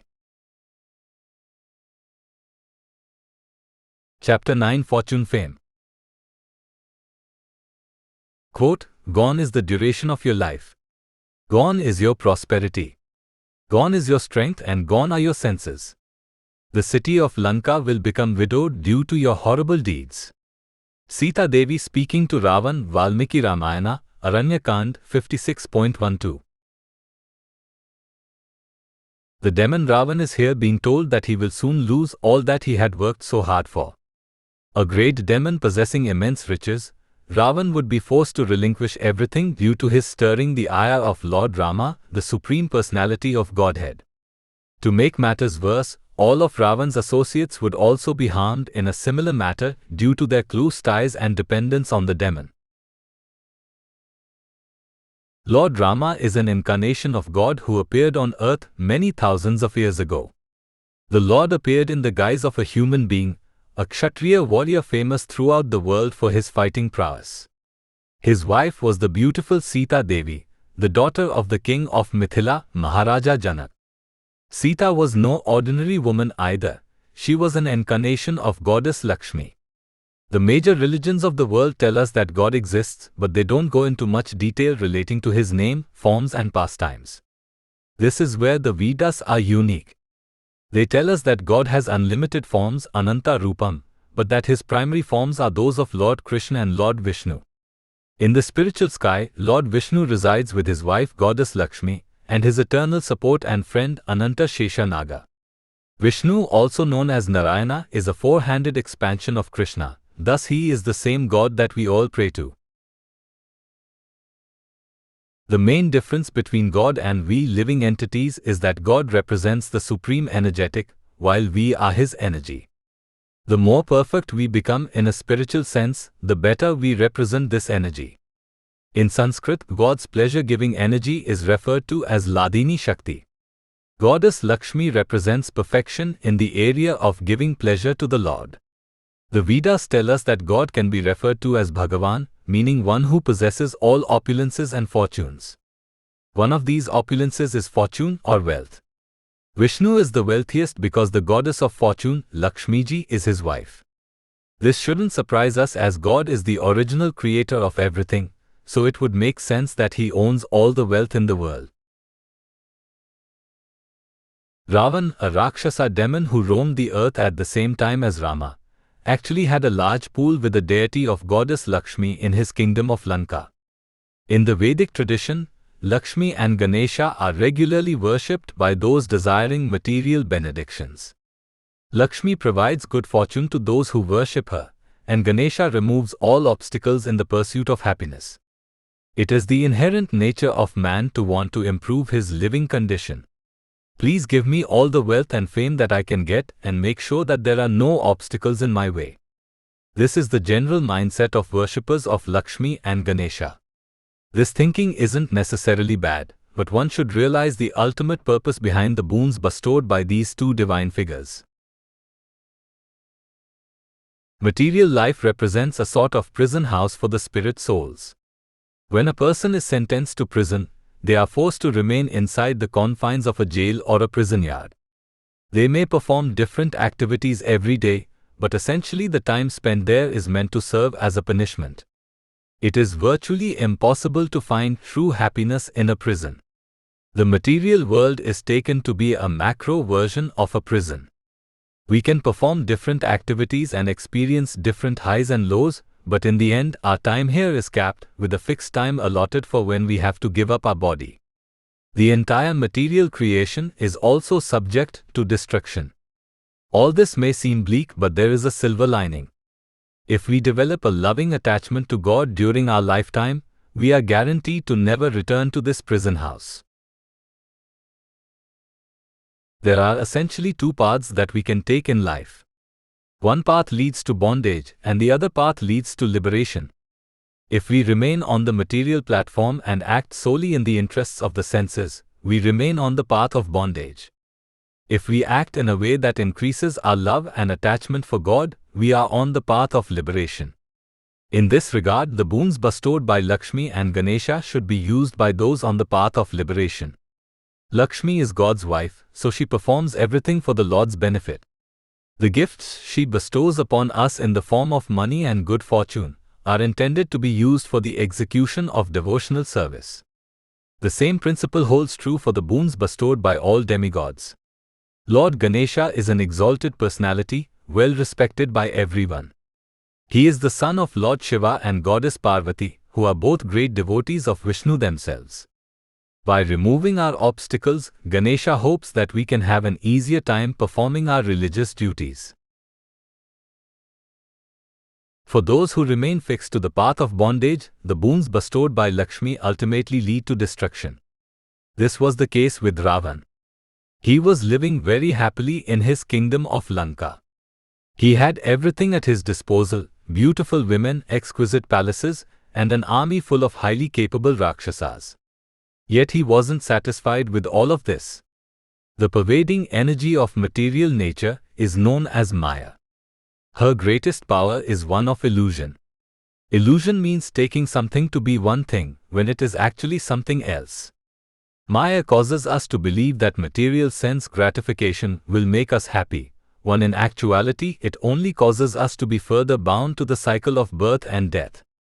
Intoxication is a great example of this. Many of us get excited when it comes time to go out and drink, but after the high wears off, we are left to suffer. Vomiting, headaches, hangovers, etc. are the after effects of excessive drinking. Yet with all this suffering, many of us go right back to drinking alcohol the next day or the next weekend. This is all due to Maya's influence. Ravan was under the control of Maya. Not satisfied with having hundreds of beautiful wives, he decided to kidnap Sita from the forest while Rama was away chasing a deer. Taking her back to his kingdom of Lanka, Ravan tried his hardest to win her over, but she was unbreakable. A human incarnation of Lakshmi, Sita could never take her thoughts away from Rama or God. In the above reference statement, she is informing Ravan of what will happen to him for perpetrating such a heinous crime. He will lose his auspiciousness, strength, and his senses, Indriya. Not only will he lose these things, but he will cause pain to all the members of his kingdom. One must possess auspiciousness and strength in order to lose it, which means that Ravan certainly was very powerful. Sita warns him, however, that such material boons wouldn't last forever.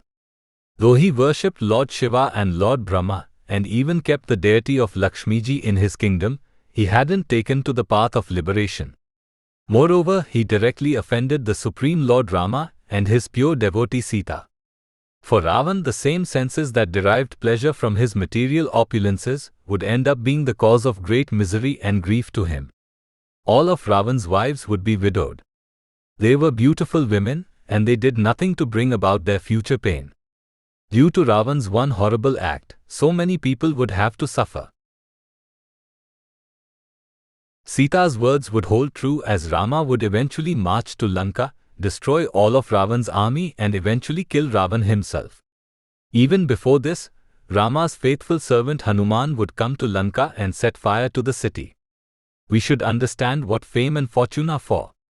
We shouldn't reject or accept anything outright, but rather we should see how they relate to devotional service. In this age especially, the only dharma for mankind is the constant chanting of the holy names of God, Hare Krishna, Krishna Krishna, Hare Hare Rama, Rama Rama, Hare Hare. Sita Devi is so kind and sweet. Just as everyone loved Lord Rama, everyone also had similar affection for her. This is the nature of the pure devotee of God, they have no enemies. Lakshmi is nice enough to bless us with so many boons. We should make a serious effort to ensure that none of her gifts are used for the wrong purposes. Everything in this life should be used to glorify the Supreme Lord and distribute His causeless mercy to others. This will purify us and grant us eternal association with the divine couple, Sita and Rama. Chapter 10 Cheaters Never Win. Quote, Your sinful act of coming to the forest and taking me away from the side of my husband will not result in future happiness for you. Sita Devi speaking to Ravan, Valmiki Ramayana, Aranyakand 56.13. We often hear the phrase, cheaters never win. This is certainly true in the long run, but in the short term, we see that cheaters and thieves certainly do get away with transgressing laws. Some of them rise to great fame through underhanded methods. This doesn't mean that they completely get away with their sinful actions, for cheaters end up paying big time in the end. The same principle holds true for aspiring transcendentalists. There is no quick and easy path to God, we have to put in great time and effort to achieve success. If we try to associate with God or one of His devotees, while remaining committed to sinful life, we will surely meet with trouble. There are countless examples of people who got away with committing crimes, but then later on suffered the consequences. The famous football player O.J. Simpson is an example of this. Accused of murdering his ex-wife and her boyfriend, Simpson tried to flee the country and escape a trial. After a high-profile, high-speed chase with the police, Simpson eventually turned himself into authorities and faced a trial which was followed by millions on television. To the average observer, the evidence seemed overwhelmingly in favor of Simpson's conviction on the charges of murder. Nevertheless, with the help of an all-star legal team, Simpson was acquitted of the charges. His defenders rejoiced, but many across the country were flabbergasted, including the friends and family of those who were killed. It seemed that Simpson had gotten away with murder. As time went on, however, Simpson's true colors would show. Instead of staying out of the public eye and living a peaceful life, Simpson took to some bizarre behavior. He wrote a book titled, If I Did It, where he pondered the question of how he would have gone about committing the murders had he actually been the culprit. The book was cancelled shortly after its release. Simpson couldn't stay out of trouble, however, as he was later arrested for breaking into a hotel room and stealing memorabilia which he claimed others had stolen from him. Simpson eventually was convicted on the charges brought against him and forced to go to jail. Quote, Just as a tree starts to blossom during the proper season, so the doer of sinful deeds inevitably reaps the horrible fruit of their actions at the appropriate time. Lord Rama speaking to Khara, Valmiki Ramayana, Aranyakand 29.8. These situations occur all the time on a lower scale. The forces of nature delude us into thinking that just because no one is looking, we can get away with committing crimes. For the serial cheaters and serious lawbreakers, the consequences to their actions are sure to bear fruit. There is another famous saying, there's no such thing as a free lunch. All of our actions have consequences. If we want to achieve something, we have to work hard for it. There are no shortcuts. If we try to cheat our way to success, we will eventually suffer the consequences. For example, students in grade school or high school may cheat on their exams and even get good grades. But later on in life, there will come a point where they won't have the opportunity to cheat. The things they should have learned in school will then be forced upon them. When this time comes, there will be no one around to help the cheaters. In America, there are some who actually graduate high school without knowing how to read. Obviously, for these situations to occur, there must be some serious cheating that goes on, either by the student or the administrators of the school. The Vedas tell us that the material world is governed by a force called Maya. She is described as an illusory force. She fools us into thinking that we can cheat nature. We are all susceptible to Maya's influence, and if we don't learn how to control our desires, she can lead us astray. This was the case with the Rakshasa demon Ravan many thousands of years ago. Ravan was born as the son of a Brahmana, but he had the qualities of a Rakshasa. Brahmanas are the priestly class of men, so named because they know Brahman, or the all-pervading impersonal energy of the Lord. Since a Brahmana is required to know Brahman, it stands to reason that simply taking birth from a Brahmana father doesn't automatically grant Brahmanical status. Though Ravan had a pious father, he himself was deluded by Maya. He was a gross materialist who viewed satisfying the senses as his only business in life. Trying to meet the demands of the senses is not anything out of the ordinary, but there are different ways to go about it. The Vedas provide the system of Varnashrama dharma, where one is allowed to live a life of regulated sense gratification, all with the aim of advancing spiritually. There is another path, however, known as adharma or irreligion. This was the path taken by Ravan. He certainly performed great austerities and worshipped the devatas, but this worship was performed in the mode of ignorance. He had no desire to improve the future fortunes of his soul. He was only worried about the demands of his body. He used his acquired powers to harass the saintly class of men. Lord Krishna or God is the original proprietor of everything. Since he created the universe, it stands to reason that he is the rightful owner of everything. The Lord is very kind to us though, so he allows us to borrow his property while we perform our activities on earth. Those who act with this knowledge have no desire to encroach on others' property or to harass other innocent living entities. Sadly, Ravan lacked this knowledge. He wanted to possess all the wealth in the world, and he didn't care how he got it. The ends justified the means as far as he was concerned. In the early stages of Ravan's life, it appeared that cheating was paying off. He and his Rakshasa associates would regularly harass the peaceful Brahmanas residing in the forests. These sages weren't harming anyone. They had taken to forest life since it was quiet and peaceful. By harassing these exalted personalities, Ravan showed just how vile he was.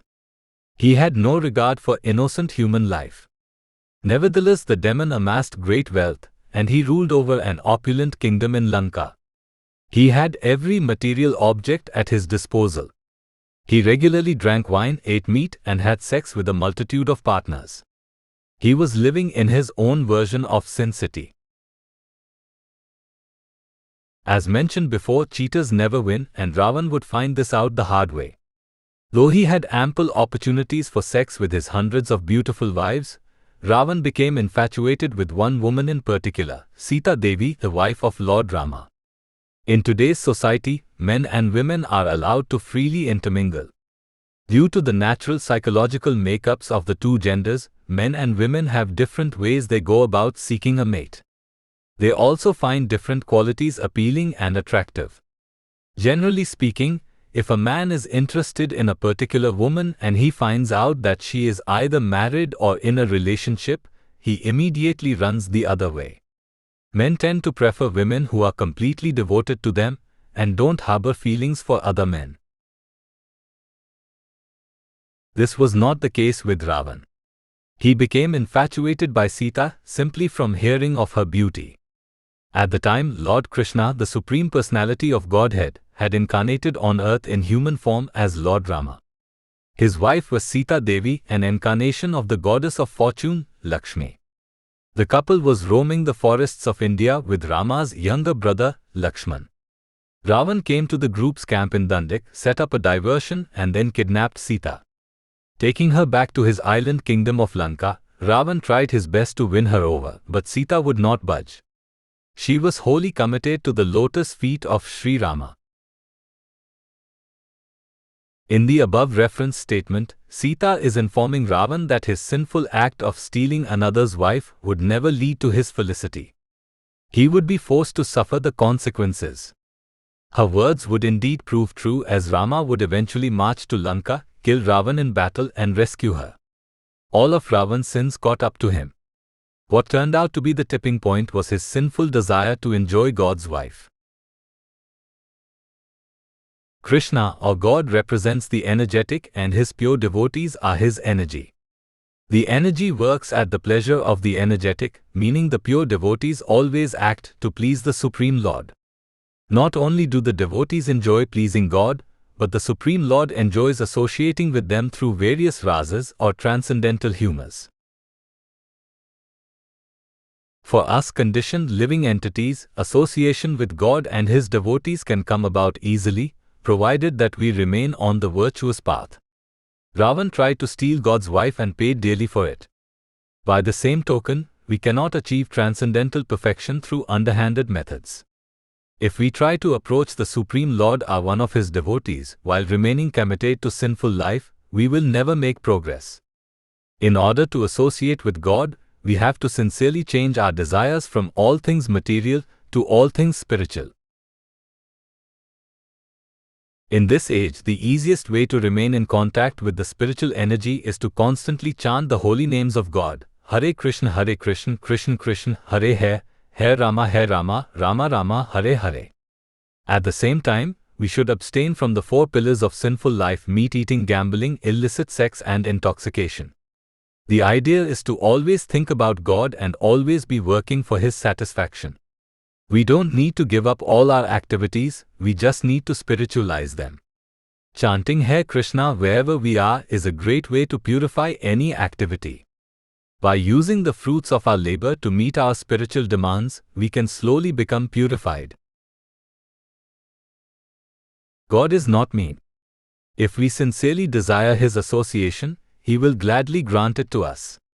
Simply abiding by rules and regulations is not enough.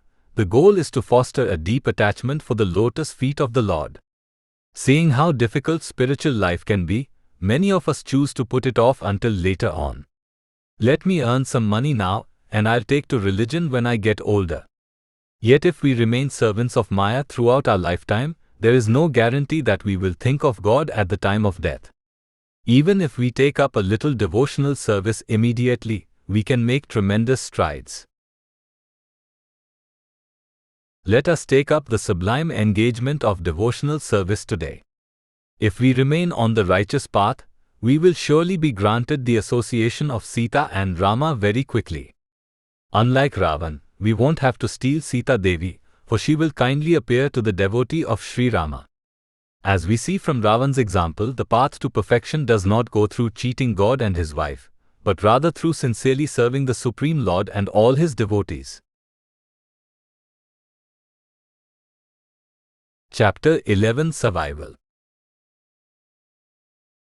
Quote, "Certainly my husband, the highly effulgent Lord Rama, joined with my brother-in-law Lakshman, is fearlessly residing in the empty forest of Dandik by taking shelter of his own prowess." Sita Devi speaking to Ravan, Valmiki Ramayana, Aranyakand 56.14. For the human being, life is full of fears.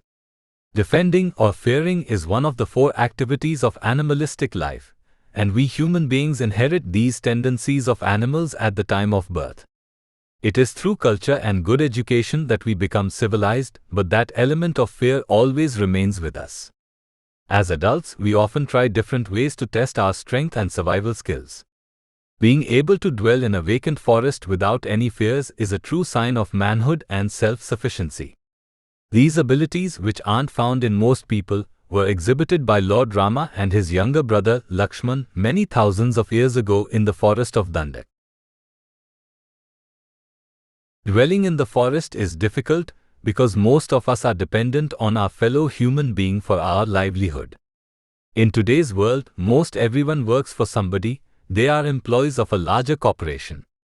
No matter how skilled we are at our occupation, our income is dependent on the fate of the companies that we work for and the customers who patronize them.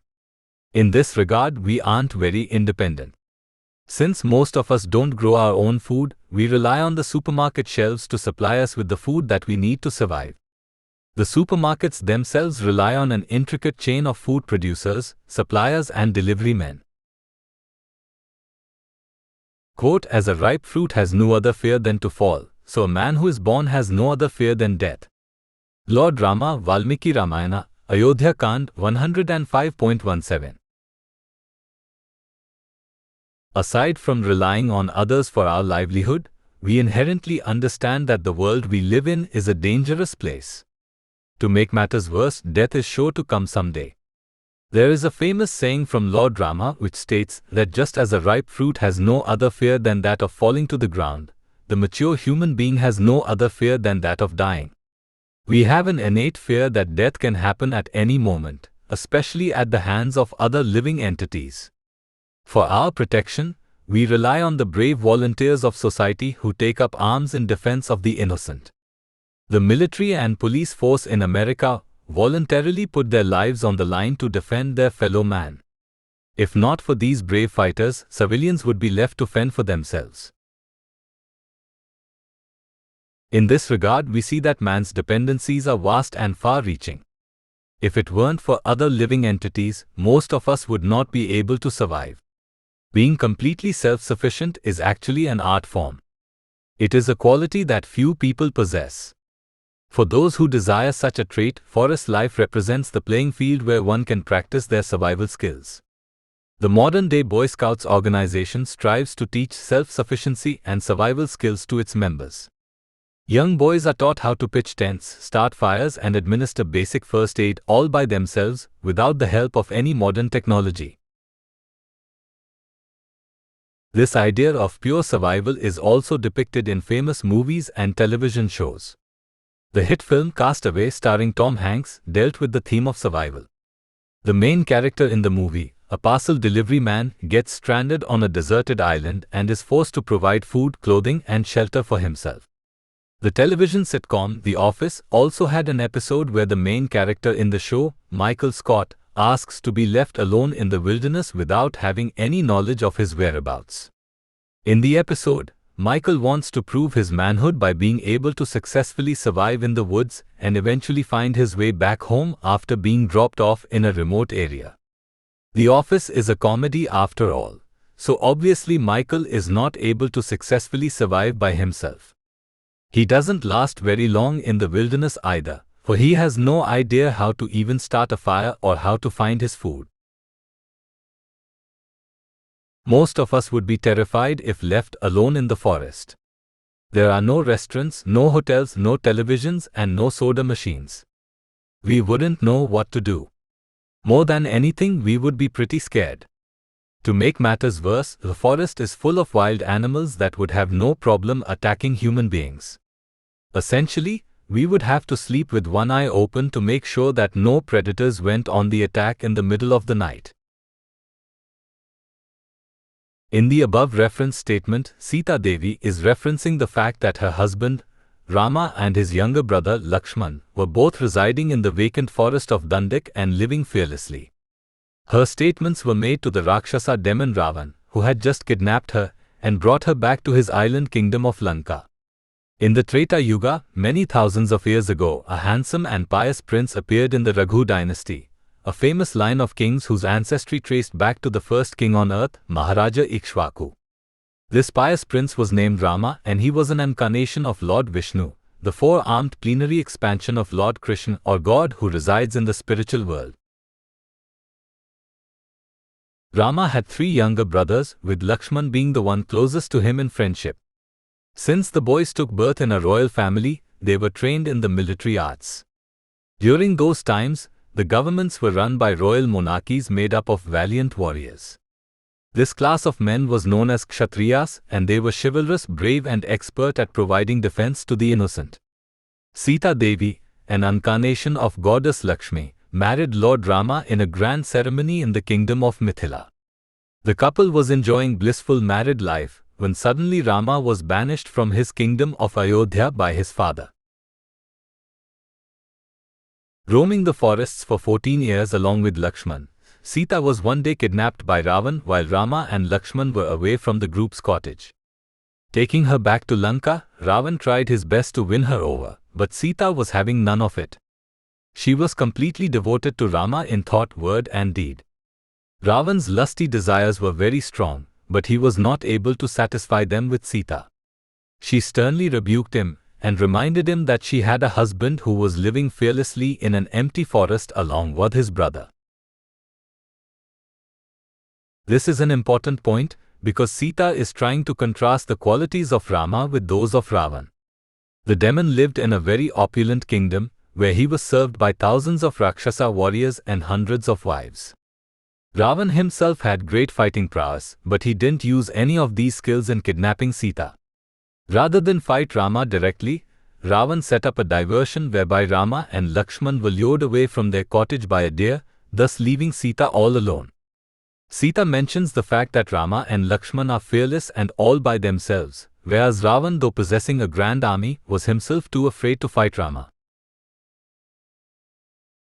One may wonder why Rama and Lakshman, being completely fearless, chose to live in the forest. Rama was God himself, and one of the Lord's attributes is that of renunciation. No one can be more renounced than God. This fact should make sense to us because God is the original creator of everything. Renunciation is only difficult for those who have attachments to things. Attachments are formed out of insecurities and fear. God knows that He is the greatest, so He has no need to fear anything, thus He also has no attachments. The Vedas describe God as being Atmarama, meaning He is satisfied with Himself. He is comfortable in His own skin, as the saying goes.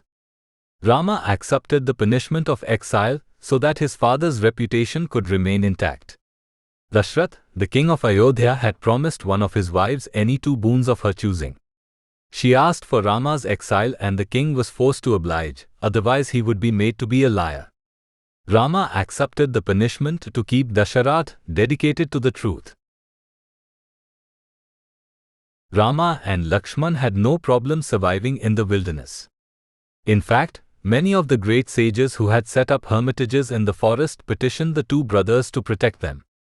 Rama and Lakshman did just that by defeating thousands of attacking Rakshasas. Simply by using their bows and arrows, the two brothers could allay the fears of anyone residing in the vacant forests. Sita's statement is foreboding evil upon Ravan. Eventually, both Rama and Lakshman would march to Lanka and kill almost all of Ravan's Rakshasa associates, including Ravan himself. Sita would be rescued by her heroic husband and his equally brave younger brother. We should never think that we are more renounced than God. Lord Rama is a true hero who doesn't speak much. He lets his actions do the talking. For us mere mortals, we simply have to let the great fearless one, God himself, protect us. Being her husband, Rama was Sita's most effulgent lord, but as spirit souls, part and parcel of God, Rama is our Lord too. He can deliver us from danger in the same way that he saved Sita. Whether we are living in a vacant forest or a crammed city, we simply have to think about the Lord, and He will kindly deliver us from all evils. In this age, the same Lord Vishnu incarnates in the form of His holy names, Hare Krishna, Krishna Krishna, Hare Rama, Rama Rama, Hare Hare. If we hang on to this sacred mantra and take it to be our only means of survival, we can transcend any and all fears. Chapter 12 Detox.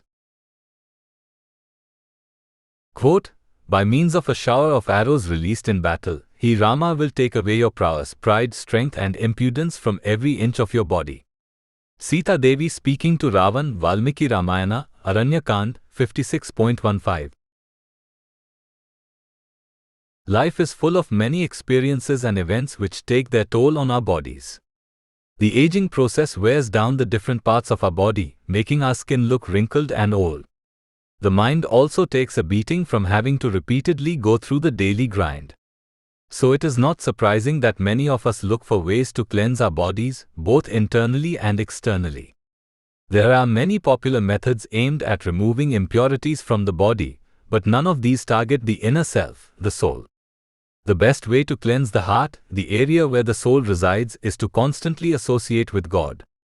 Though the actual nature of this association can vary, one is still guaranteed to be detoxified of all impurities through the establishment of a relationship with the Supreme Lord. The spa is a nice retreat for those needing some relaxation time, some time to unwind and recharge the batteries. Spas are health resorts usually located near the seaside. Attendees are treated to various cleansing procedures such as mud masks, massages, skin treatments, and exercise routines like yoga and tai chi. These treatments are nice because a person can just relax and let trained professionals take care of their every need. This is in stark contrast to the way we normally operate, where we are required to be responsible in meeting the demands of our employers, family, and friends. During the course of a day, our bodies accumulate various impurities through the activities we engage in and the places we go. This is why we are required to take a shower every morning, for the body accumulates dust, sweat, and other impurities over a 24-hour period. To combat the attack of these impurities, products such as facial cleansers, shampoos, and fancy soaps are used, thus ensuring an always clean body. The body is not the only thing that accumulates impurities, for the mind also attracts all sorts of bad things from the events that are witnessed and the people that are encountered. For mental health, one may try to relax, watch television, talk to close friends, etc. If we are really down in the dumps, we may visit a trained professional such as a psychiatrist or a psychologist. While these methods are certainly capable of removing impurities, they fail to tackle the primary issue, the root cause of our uncleanliness. Our bodies, including our minds, are products of material nature, which is referred to as Prakriti in Sanskrit. Prakriti can mean matter, or it can refer to something being female or feminine. This points to the fact that matter is subordinate and not in control of anything. It is dominated, it is controlled by spirit, also known as Purusha. We are all Purusha in a sense because we are all spirit souls at the core. The soul is the driving force behind our activities, the basis of our identity. The gross material body is incapable of performing activity in the absence of the soul. We know this from studying the event of death. When a person dies, the soul exits the body. As soon as the soul leaves, the body becomes useless and starts to decay. Using deductive reasoning, we can conclude that it is the soul or Purusha that is important and not the body or Prakriti. The aforementioned detoxification methods all aim to cleanse gross matter in the form of our outward bodies and subtle matter in the form of our minds. The Vedas, the ancient scriptures of India, tell us that the soul is eternal, while the body is not. This means that our current life is not the first one we've had. Rather, our soul transmigrates from one body to another through a series of lifetimes. Through the course of events that occur in each lifetime, the soul accumulates dust, which then carries over to the next life. The soul itself is always pure, but due to its subordinate nature, it has the propensity to become attached to gross matter in the form of a body. When we take birth, our past activities and consciousness come with us, thus forming a material body with a specific nature. The individual spirit soul or Jivatma is Purusha in a small sense, but it is still inferior to the Mahapurusha. Lord Krishna, the Supreme Personality of Godhead, is the Mahapurusha, or great predominator or person. Unlike us, God can never associate with material nature or Prakriti. On a higher level of understanding, we living entities are Prakriti since we are meant for the Lord's enjoyment. He is the male or predominator and we are female or the predominated. This is not meant to be taken in a negative light. It means that we spirit souls are happiest when we are in loving association with God. Through the course of our many lives, dust accumulates around the heart due to all the sinful activities we commit. There are different definitions for what actually constitutes a sin, but at the basic level, any activity which causes us to remain bound to the repeated cycle of birth and death can be classified as sin. God is extremely fair, and He lets us live wherever we want. If we want to stay in this temporary material world, He more than happily obliges. The great sages have declared that desiring to remain in the material world constitutes a sin, because we are actually meant for God's enjoyment. We can think of it in terms of a marriage. In a good marriage, both husband and wife are completely devoted to each other. They have no desire to intimately associate with anyone else. Our relationship with God can be thought of in the same light. We are meant to be loving servants of the Supreme Lord, but by living in the material world, our attention, along with our devotion, goes elsewhere. This certainly isn't a nice thing, for we have no reason to neglect God. Since material desires represent willful neglect, they are considered sinful. How do we cleanse ourselves of the effects of our sinful activities? The only way is to constantly associate with God through the process known as Bhakti Yoga or devotional service. Yoga means linking the soul with the Supreme Soul or God. Bhakti means love or devotion. If we combine the two terms, we see that the only way to achieve perfection in life is to try to link with God in a loving way. How can we associate with God if we can't see Him? Due to Krishna's causeless mercy, the Lord can be realized in many ways.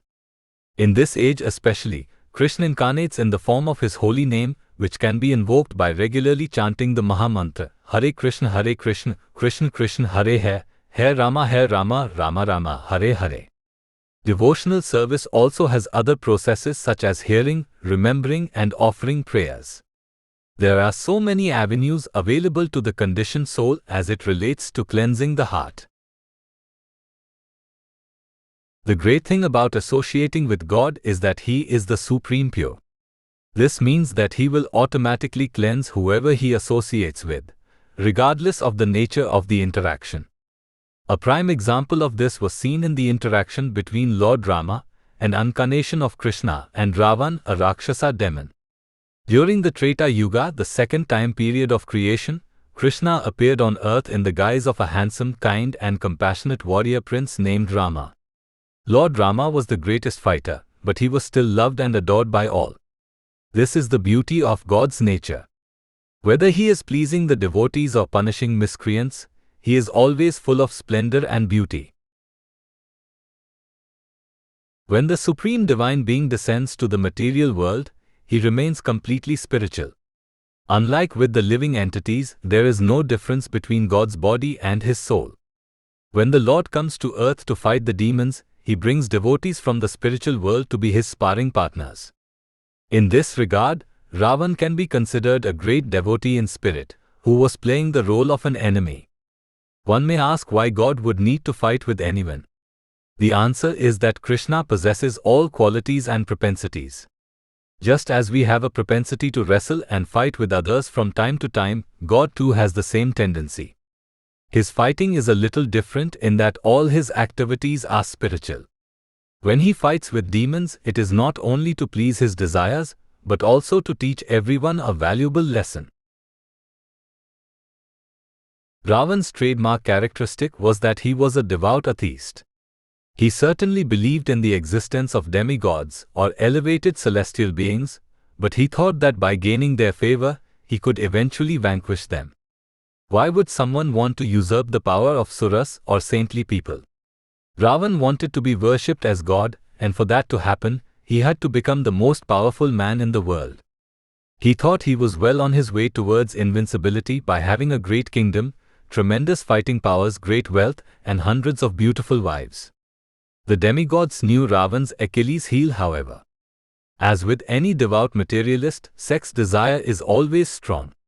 Many a great man has fallen down due to insatiable lusty desires, and Ravan was no different. Though he had hundreds of beautiful princesses for wives, he had his heart set on the one woman he couldn't have, Sita Devi, the wife of Lord Rama.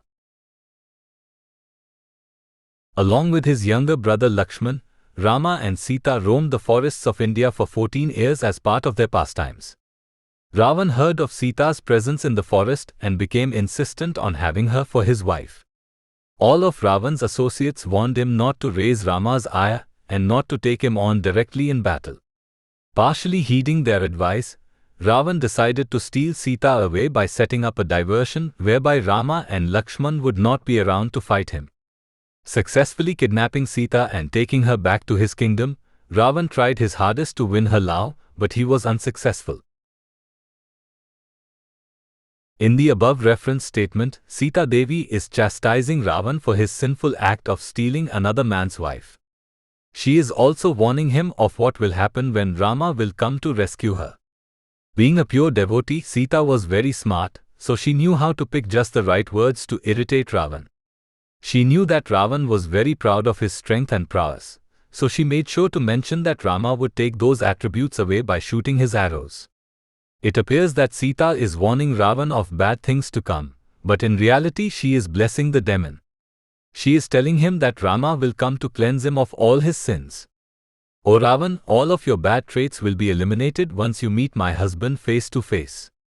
Since Rama is God himself, everything associated with him is purifying, including his arrows. Once those arrows enter your body, you will be absolved of all your sins and become liberated.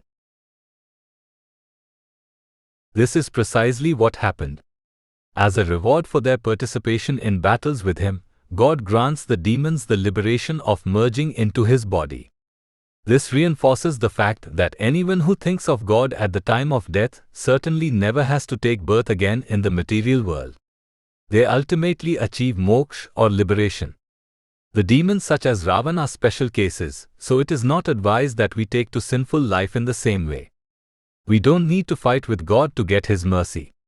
In fact, those who serve Krishna in a loving way are awarded an even greater type of liberation, that of being allowed to continue their service eternally in the spiritual world.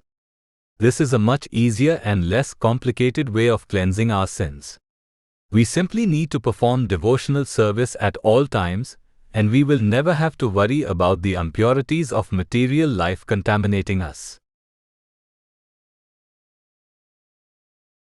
Chapter 13: The Influence of Time.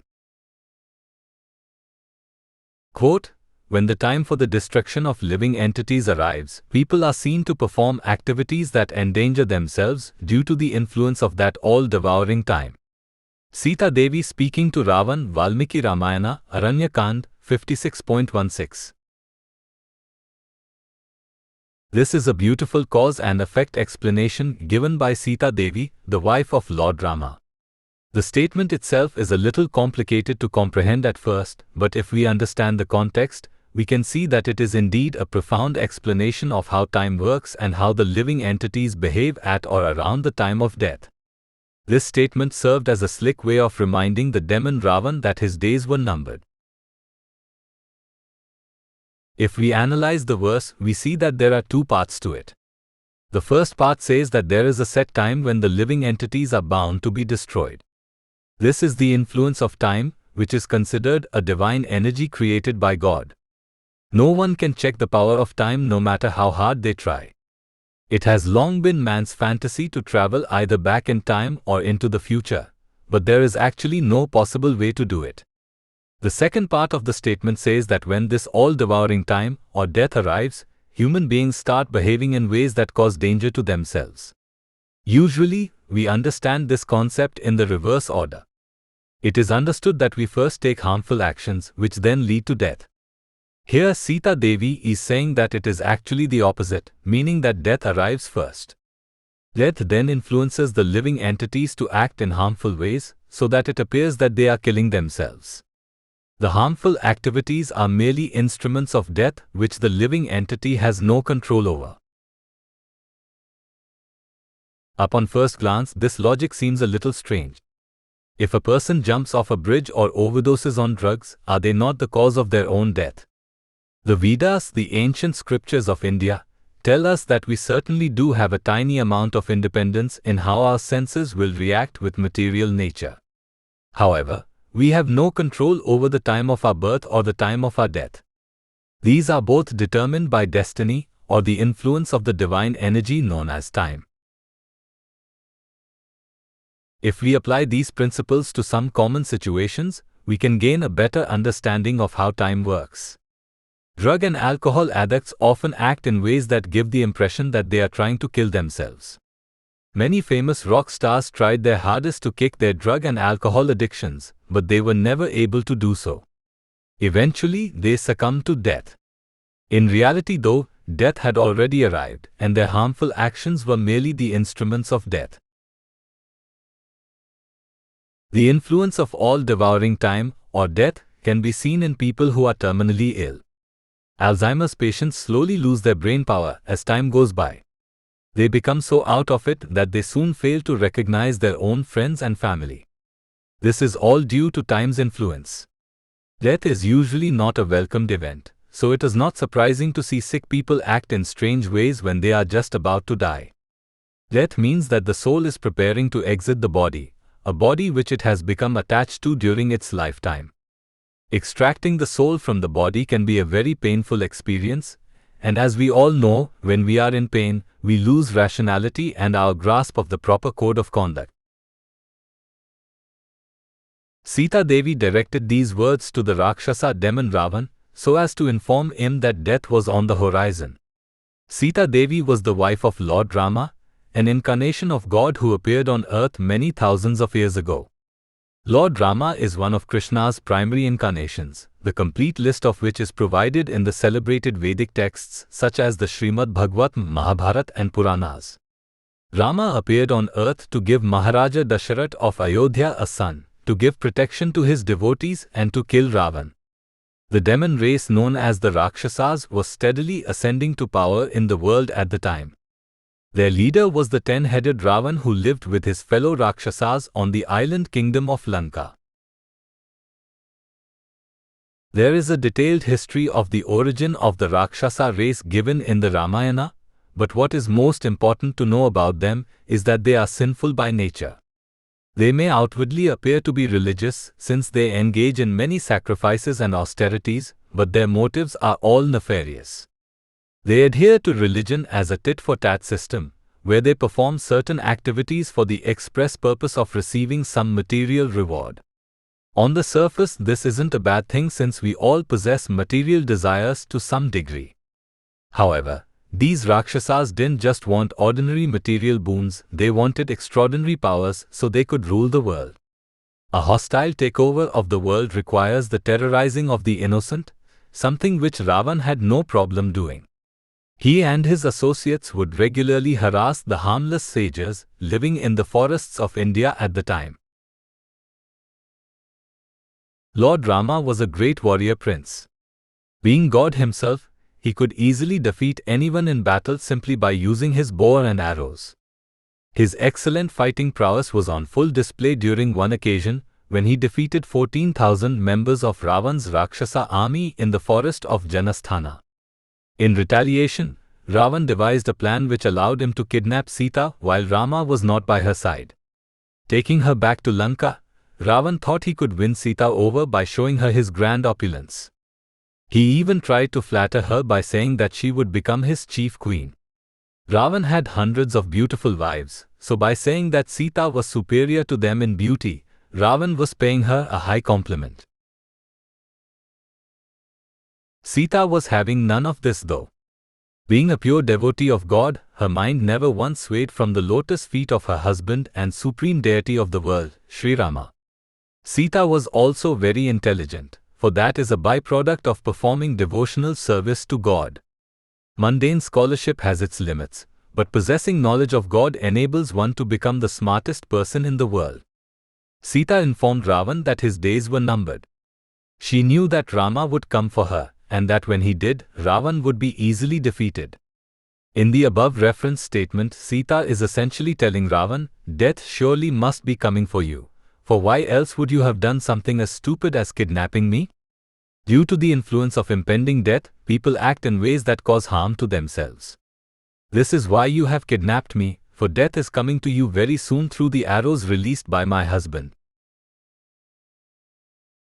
Sita's words would hold true as Rama would eventually come to rescue her. Ravan was soundly defeated in battle, dying as a result of the wounds inflicted by Rama. Once death approaches, we have no control over our actions. Therefore, it is important that we take the necessary steps to make our lives perfect right now, while we still have our wits about us. And how do we achieve perfection in life? The Vedas tell us that the meaning of life is to think about Krishna or God at the time of death. Those who do so will be liberated from the repeated cycle of birth and death. This point may seem contradictory to Sita's statement. If we have no control over our actions at the time of death, how can we guarantee that we'll think of Krishna? The answer is that it is our consciousness at the time of death which determines our next body. Consciousness is something that is developed over this lifetime and previous ones as well. It is similar to the concept of a person's life flashing before their very eyes when they have a near-death experience. All the activities of this life are a preparation for the next. Knowing this, we should act in such a way that our consciousness is fixed on God at all times. This will increase the likelihood that our consciousness will be pure at the time of death. To achieve this aim, we simply need to regularly chant the holy names of God, Hare Krishna, Krishna Krishna, Hare Rama, Rama Rama, Hare Hare. Chanting is one of the exercises that makes up bhakti yoga or devotional service. All the great devotees of the past, such as Sita Devi, Lakshman and Hanuman, were expert performers of devotional service. They never feared death, for they knew that their minds were always fixed on God. Chanting is not the only method of devotional service.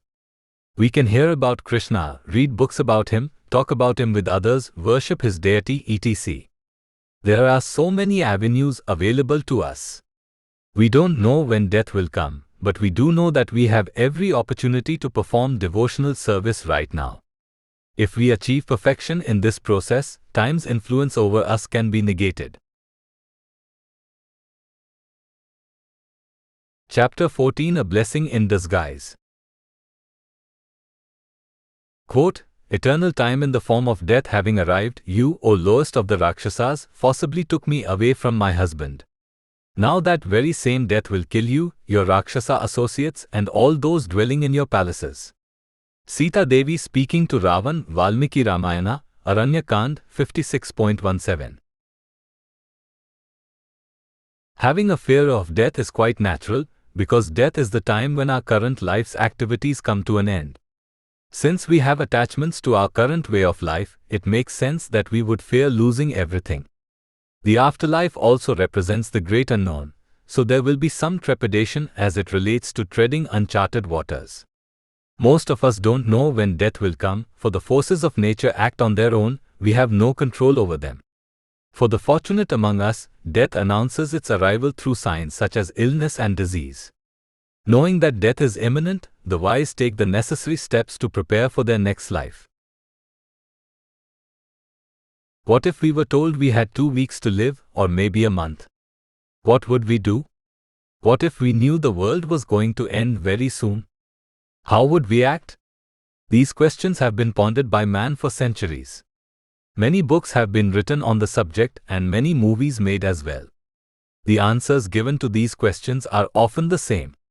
I will spend as much time with my family as possible. I will quit my job and just have fun all day. I will stop worrying and live a carefree life. I will try to enjoy as much sex as possible. So we see that the natural instinct is to turn to sense gratification when there is a fear of it being taken away.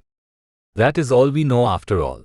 Sense gratification is how we have fun right now. So if we knew our life was going to end, it would make sense that we would try to engage in activities that we already enjoy. The Vedas, the ancient scriptures of India, tell us that this sort of mindset is adopted when one lacks knowledge of the soul and its constitutional position. The soul is eternal, so it never takes birth nor does it ever die. The material body is temporary and subject to birth and death. The spirit soul can be considered the actor or the driving force behind activities. The material body, along with the entire material creation, can be thought of as the playing field where those activities are carried out. God created this material world, so it is due to His sanction that living entities are given the opportunity to act out their desires. On this playing field, we are allowed to do whatever we want. This means that if we want to continue playing on this field, God will not take us away. Since our bodies become old and decrepit, the Lord gives us fresh new bodies to play in. This changing of bodies is known as reincarnation, or the repeated cycle of birth and death. This all seems well and good, but the Vedas refer to repeated births and deaths as samsara, which means material entanglement. Say that we were trapped in a room with a series of games that we could play. The rules of the room stipulate that we can play these games for as long as we want to, but in order to play, we must remain in the room. If we want to leave the room, we have to stop playing. It makes sense that eventually we'll want to leave the room, for if we continued to play games without stopping, the fun would quickly wear off. Something that appeared to be enjoyable in the beginning would soon turn into a miserable experience. The material world can be thought of as a big room where we are allowed to play without stopping. If we continue to hanker after sense gratification, we are forced to remain in the room. This is how karma and reincarnation work. The wise use the knowledge of imminent death to their advantage, taking it as a great opportunity. Instead of engaging in temporary sense gratification, something which we have ample opportunity to perform already, wouldn't our remaining days be better spent trying to figure out why we take birth and why we die? Instead of racing against time, trying to have as much fun before we die, wouldn't it be wiser to figure out how to stop death? This was the path taken by the great King Parikshit some 5,000 years ago. Parikshit was a pious king, born in a very famous family. He was a descendant of the Pandava brothers, close associates of Lord Krishna, the Supreme Personality of Godhead. On one particular occasion, Parikshit was cursed by a Brahmana boy and was told that he had less than a week to live. Rather than get angry over the situation and lament his ill fortune, the king used it as an opportunity to break free of his attachments. Instead of trying to gratify his senses by performing activities that he already engaged in, Parikshit decided that he wanted to use his remaining time on earth to hear about Krishna or God. The famous Bhagavata Purana or Srimad Bhagavatam describes the information that Parikshit heard from Shukadeva Goswami, the son of Vyasadeva. Due to its content, the Bhagavatam is considered the greatest Vedic work, but its glory is enhanced even further since the words contained within were spoken to a dying man. Parikshit wanted to learn about the absolute truth before he died, and he was successfully able to do so by hearing from his spiritual master. In this regard, Parikshit set the example for how a dying person should behave. Surrendering unto God is the real business of the human being, whether they are in the prime of their life or on the precipice of death. Many thousands of years before King Parikshit, another powerful king had the good fortune of knowing that death was imminent, but he sadly did not take the proper course of action. The Rakshasa king Ravan, the 10-headed demon of Lanka, was made aware of his impending death by Sita Devi, the wife of Lord Rama. Krishna is the Supreme Personality of Godhead, but he appears on earth from time to time in various forms to enact pastimes and to teach others how to make the most of their time on earth. Lord Rama was a pious Kshatriya warrior who was dedicated to dharma and the welfare of the saintly class of men. Since he was a defender of the innocent, it was his job to punish the miscreants such as the Rakshasas who were roaming the earth at the time. Lord Rama had a beautiful wife named Sita, who was the daughter of King Janak of Mithila. Sita was highly sought after as a bride, but only Rama was able to win her hand in marriage by successfully lifting a famous bow of Lord Shiva's during Sita's Swayamvar or self-choice ceremony. As part of his pastimes, Rama roamed the forests of India with Sita and his younger brother Lakshman. In Lanka, Ravan had many beautiful palaces, all full of beautiful women with whom he regularly courted. Yet Ravan's sexual urges weren't satisfied, and after hearing of the beauty of Rama's wife, he was determined on having her for himself. Ravan devised a plan which allowed him to successfully kidnap Sita in Rama and Lakshman's absence. Ravan brought Sita back to his palace and tried to win her over with sweet words. He couldn't have her by force since he was cursed on a previous occasion. This curse, which was imprecated on Ravan after he had forced himself upon a woman, stated that should he again choose to court with a woman against her will, he would immediately be destroyed. Sita had no interest in Ravan. She was an incarnation of goddess Lakshmi, so her only business was serving the lotus feet of Sri Rama, an incarnation of God. In this regard, Sita was the perfect devotee. In the above reference statement, Sita is letting Ravan know that eternal time, in the form of death, had arrived to kill him. It's one thing to tell somebody that they are about to die, but getting them to believe it is a different story. To back up her claim, Sita made reference to Ravan's forceful kidnap of her, the point being that only those who are about to die would act in such a way as to bring about their own death. She is essentially telling Ravan, death is coming to get you, for why else would you have done something as stupid as taking me away from Rama? You certainly must have a death wish. This all-devouring death will now come to kill you and all your associates. Death was coming for Ravan, and the instrument of that death would be Lord Rama and the arrows shot from his illustrious bow. Sita is letting Ravan know that he shouldn't waste his time trying to satisfy his sexual desires. There was no point in trying to win her over, since she was already committed to another man. Death was coming for him, so his time would be better suited taking to devotional service. Actually, many associates advised Ravan to surrender unto Rama and have all his sins forgiven. Sadly, Ravan wouldn't heed this advice, and his entire kingdom would soon be ruined by Rama and his army. Sita's words would hold true, as Ravan would eventually die at the hands of Rama. Most of us don't know when death is coming. Keeping this in mind, we should take to devotional service right away. Devotional service is known as Bhakti Yoga, which means linking the soul with the Supreme Soul or God. Executing devotional service is essentially waving the white flag of surrender, informing God that we no longer wish to associate with material nature. Spirit is always superior to matter, and since God is the origin and controller of spirit, his realm is superior to this material world. Those who go to Krishna's spiritual planets never take birth again, they transcend samsara. Executing devotional service is not difficult either. The simplest way is to constantly chant God's names, Hare Krishna, Krishna Krishna, Hare Rama, Rama Rama, Hare Hare. We should simply chant until we can't anymore. Chapter 15 can't touch this. Quote, it is not possible for a Chandala to tread heavily on an altar which is beautifully decorated and situated amongst a sacrificial fire, pots and ladles, and sanctified by the mantras of the Brahmanas. Similarly, I, being the religiously wedded wife of one who is himself ever committed to dharma, am firm in my vows, and thus, O lowest of the Rakshasas, it is not possible for me to ever be touched by you, who are a sinner. Sita Devi speaking to Ravan, Valmiki Ramayana, Aranyakand 56.18-19. This is a beautiful analogy used by Sita Devi, the wife of Lord Rama, to describe how Ravan was unqualified and incapable of touching her. This may seem strange to hear because Ravan, a Rakshasa demon, had just kidnapped Sita from the forest of Dandik and forcibly brought her to his kingdom of Lanka.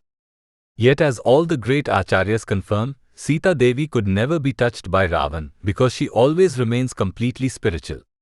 She is God's wife in the spiritual world, meaning that she is not tainted by any material qualities. Only those elevated personalities, those whose minds have been purified through proper training, can understand and see Sita's true spiritual form. The Indian caste system is famous throughout the world. It is usually understood to be a sort of social pecking order, where certain classes of people are deemed more worthy than others. Aside from the 4 primary castes, there are also those considered untouchable. When learning about Hindu culture in American schools, the issue of the untouchables is almost always broached.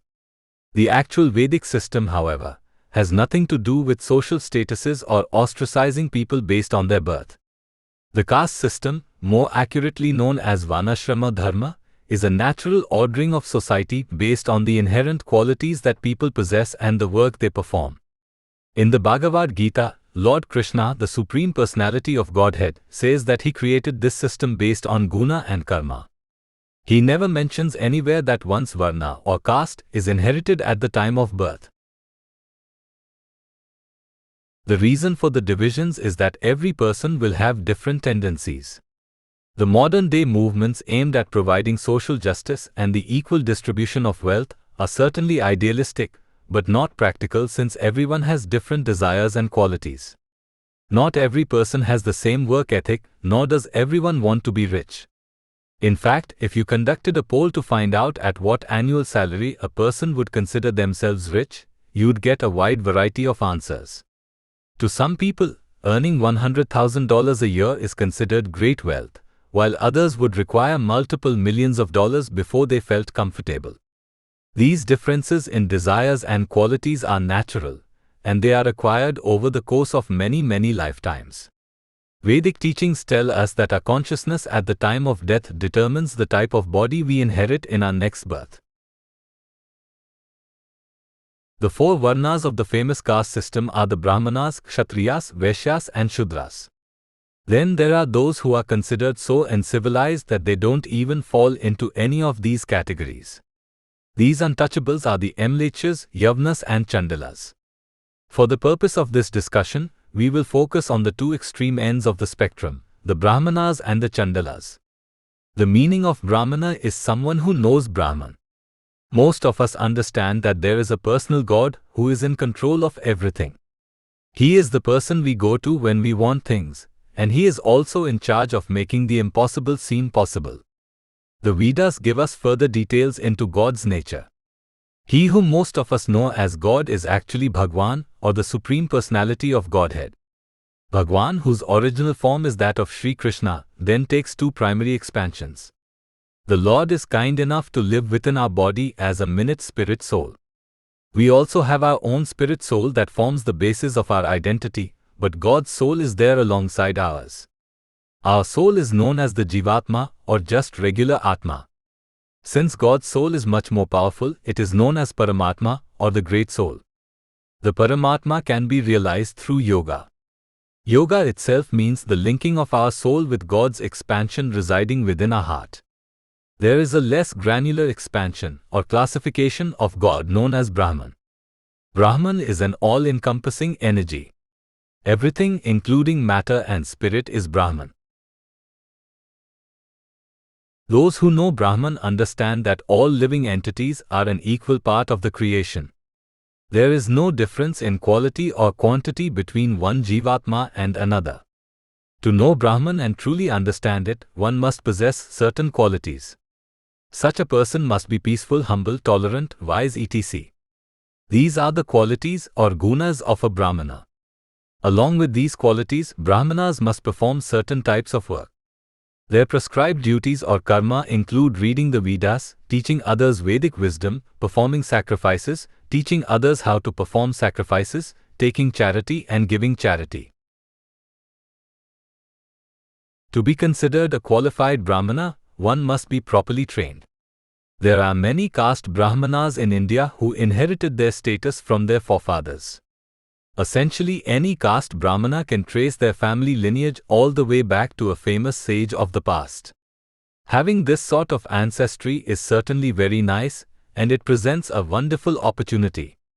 However, as mentioned before, one's Varna is determined by qualities and work.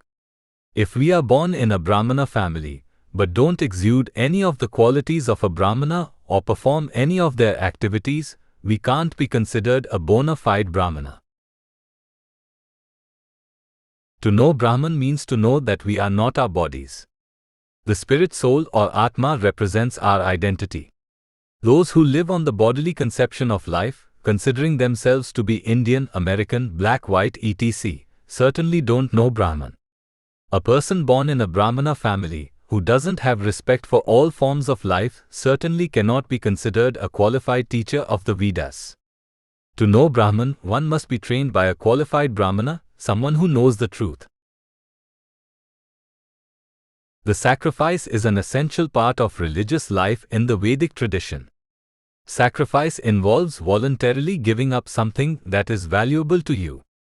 In the ancient times, kings would perform grand sacrifices where they would offer a horse or some other valuable animal to God. These sacrifices were very intricate and complex, and they required the perfect recitation of specific Vedic hymns and mantras. A qualified Brahmana was required to perform these sacrifices, otherwise the desired result would never be achieved. In a properly executed sacrifice, the soul residing within the animal would immediately be promoted to the human species in the next life, and the king would reap tremendous material rewards as a result. Since the sacrifices required meticulous attention to detail, only trained sages could perform them. By the same token, those who were unclean and not trained in any Vedic discipline were strictly forbidden from taking part in such sacrifices. In the Varnashrama system, the Shudras are considered the fourth and lowest division. They are laborers by trade, and they receive no formal training in any Vedic discipline.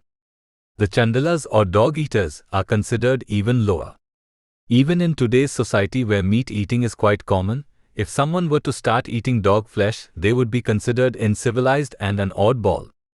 In ancient times, these people were not allowed anywhere near a sacrifice, for their presence would taint the whole proceeding. Such a person could surely tread across any normal area of land. But as soon as that same land became sanctified with the paraphernalia of a Vedic sacrifice along with the recitation of mantras by qualified Brahmanas, such a person was restricted from setting foot on it. Now this restriction may seem a little harsh to the layperson. To properly understand the context, let's take the example of flying an airplane.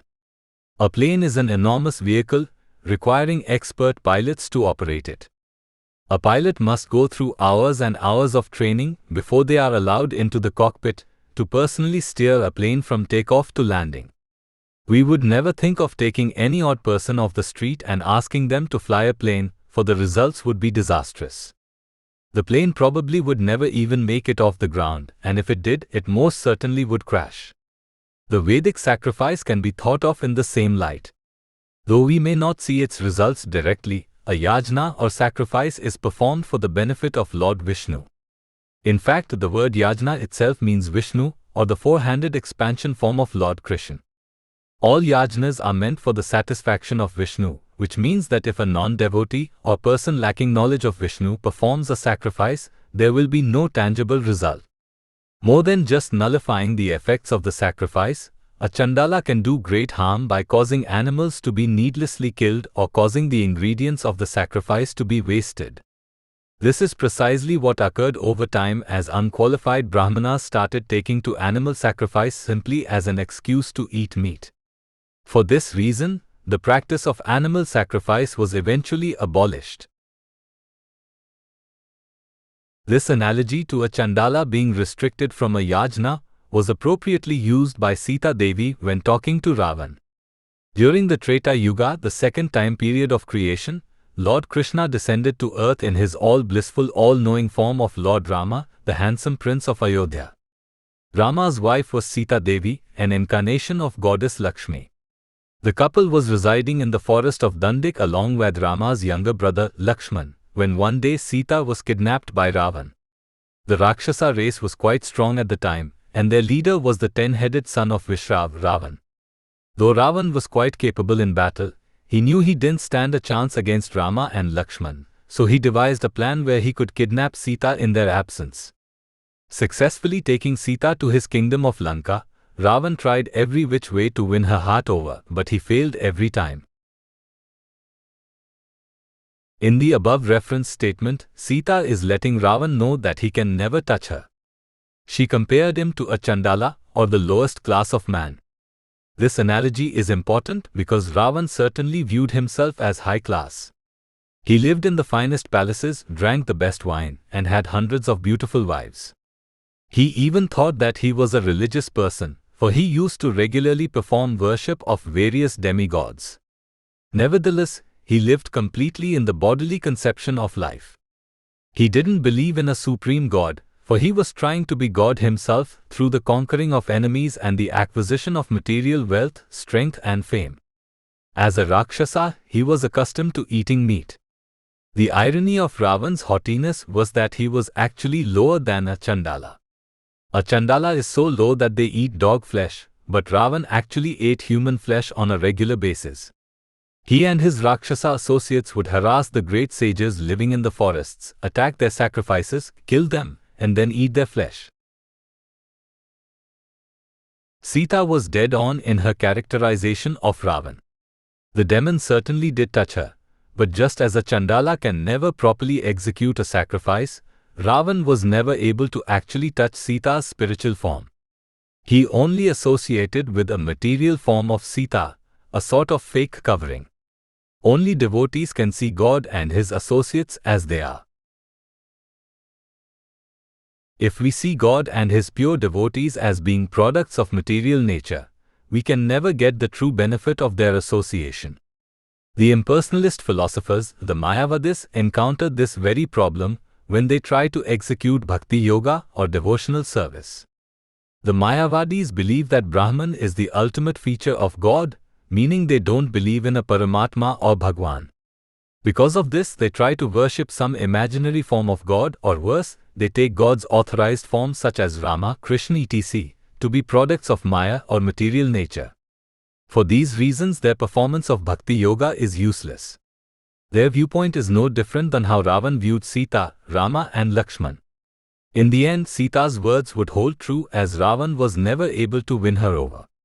Lord Rama eventually came to Lanka and killed the demon and all his soldiers after a series of fierce battles. If we want to truly get the benefit of association with God, we must be properly trained from a devotee.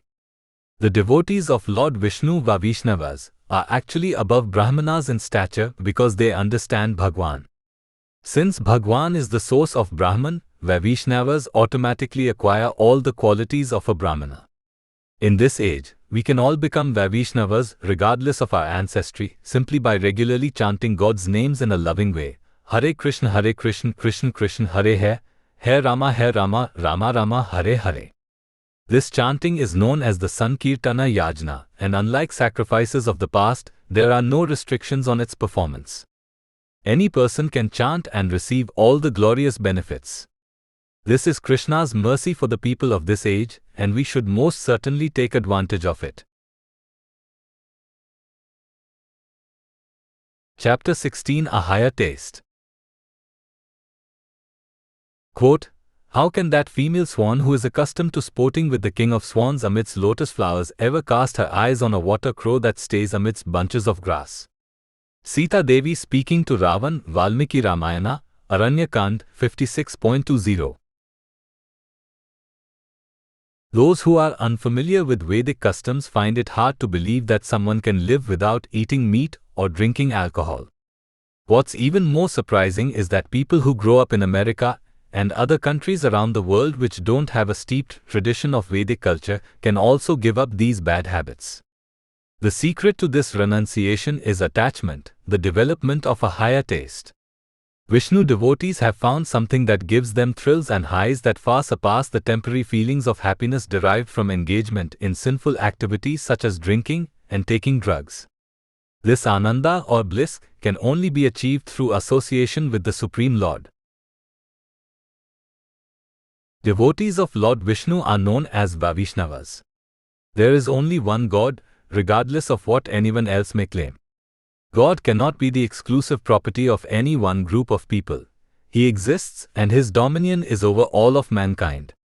The Vedas, the oldest scriptures in existence, are unique in that they go beyond just telling us that there is a God. They give us details about what He looks like, what activities He performs, and what His names are. The Vedas tell us that the original form of God is that of Lord Sri Krishna. He is also known as Bhagavan, meaning the Supreme Personality of Godhead.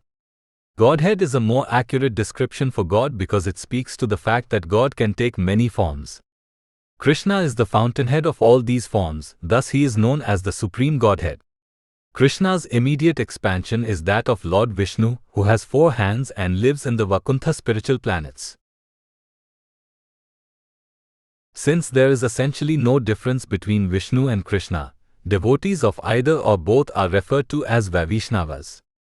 A key distinction between an untrained theist and a Vaishnava is that a devotee of Vishnu voluntarily gives up what are known as the 4 pillars of sinful life: meat eating, gambling, illicit sex, and intoxication.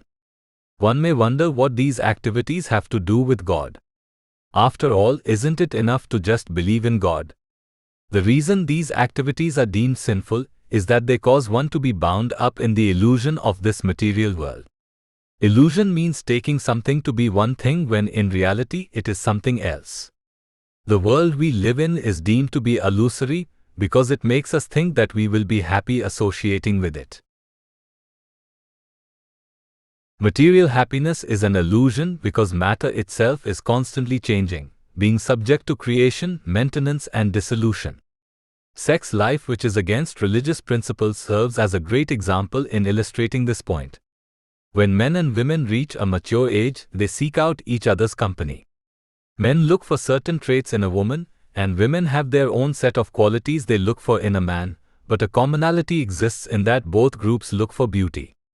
They say that beauty is in the eye of the beholder, but there is no denying that beauty is often related to a person's outward features. These features consist of matter, for that is what the gross body is comprised of. The body is constantly changing, from boyhood to youth, from youth to adult, from adult to old age. Though the body constantly changes, the identity of the owner of the body doesn't. This is because the spirit soul residing within the body is what determines a person's identity. It forms the essence of existence. The outward covering is simply a dress, something which gets worn out over time. As the body gets older, it becomes less attractive to the opposite sex. The same woman we were attracted to in our youth now becomes less attractive in old age. So the driving force behind sex life, material beauty, can be considered an illusion, for it is ever changing. This is one small example of how material happiness works, and the same principles can be applied to gambling, intoxication, and meat eating. This is all by design though, for the material world is not meant to be our permanent home. Since spirit is superior to matter, there is another world where spirit reigns supreme. That place is known as the spiritual world, where God and His eternal associates dwell. Unlike the material world, everything in Krishna's realm is blissful, permanent, and full of knowledge. What we see is what we get, so there is no illusion. Returning to the spiritual world is actually quite easy. We simply have to have a sincere desire to associate with God.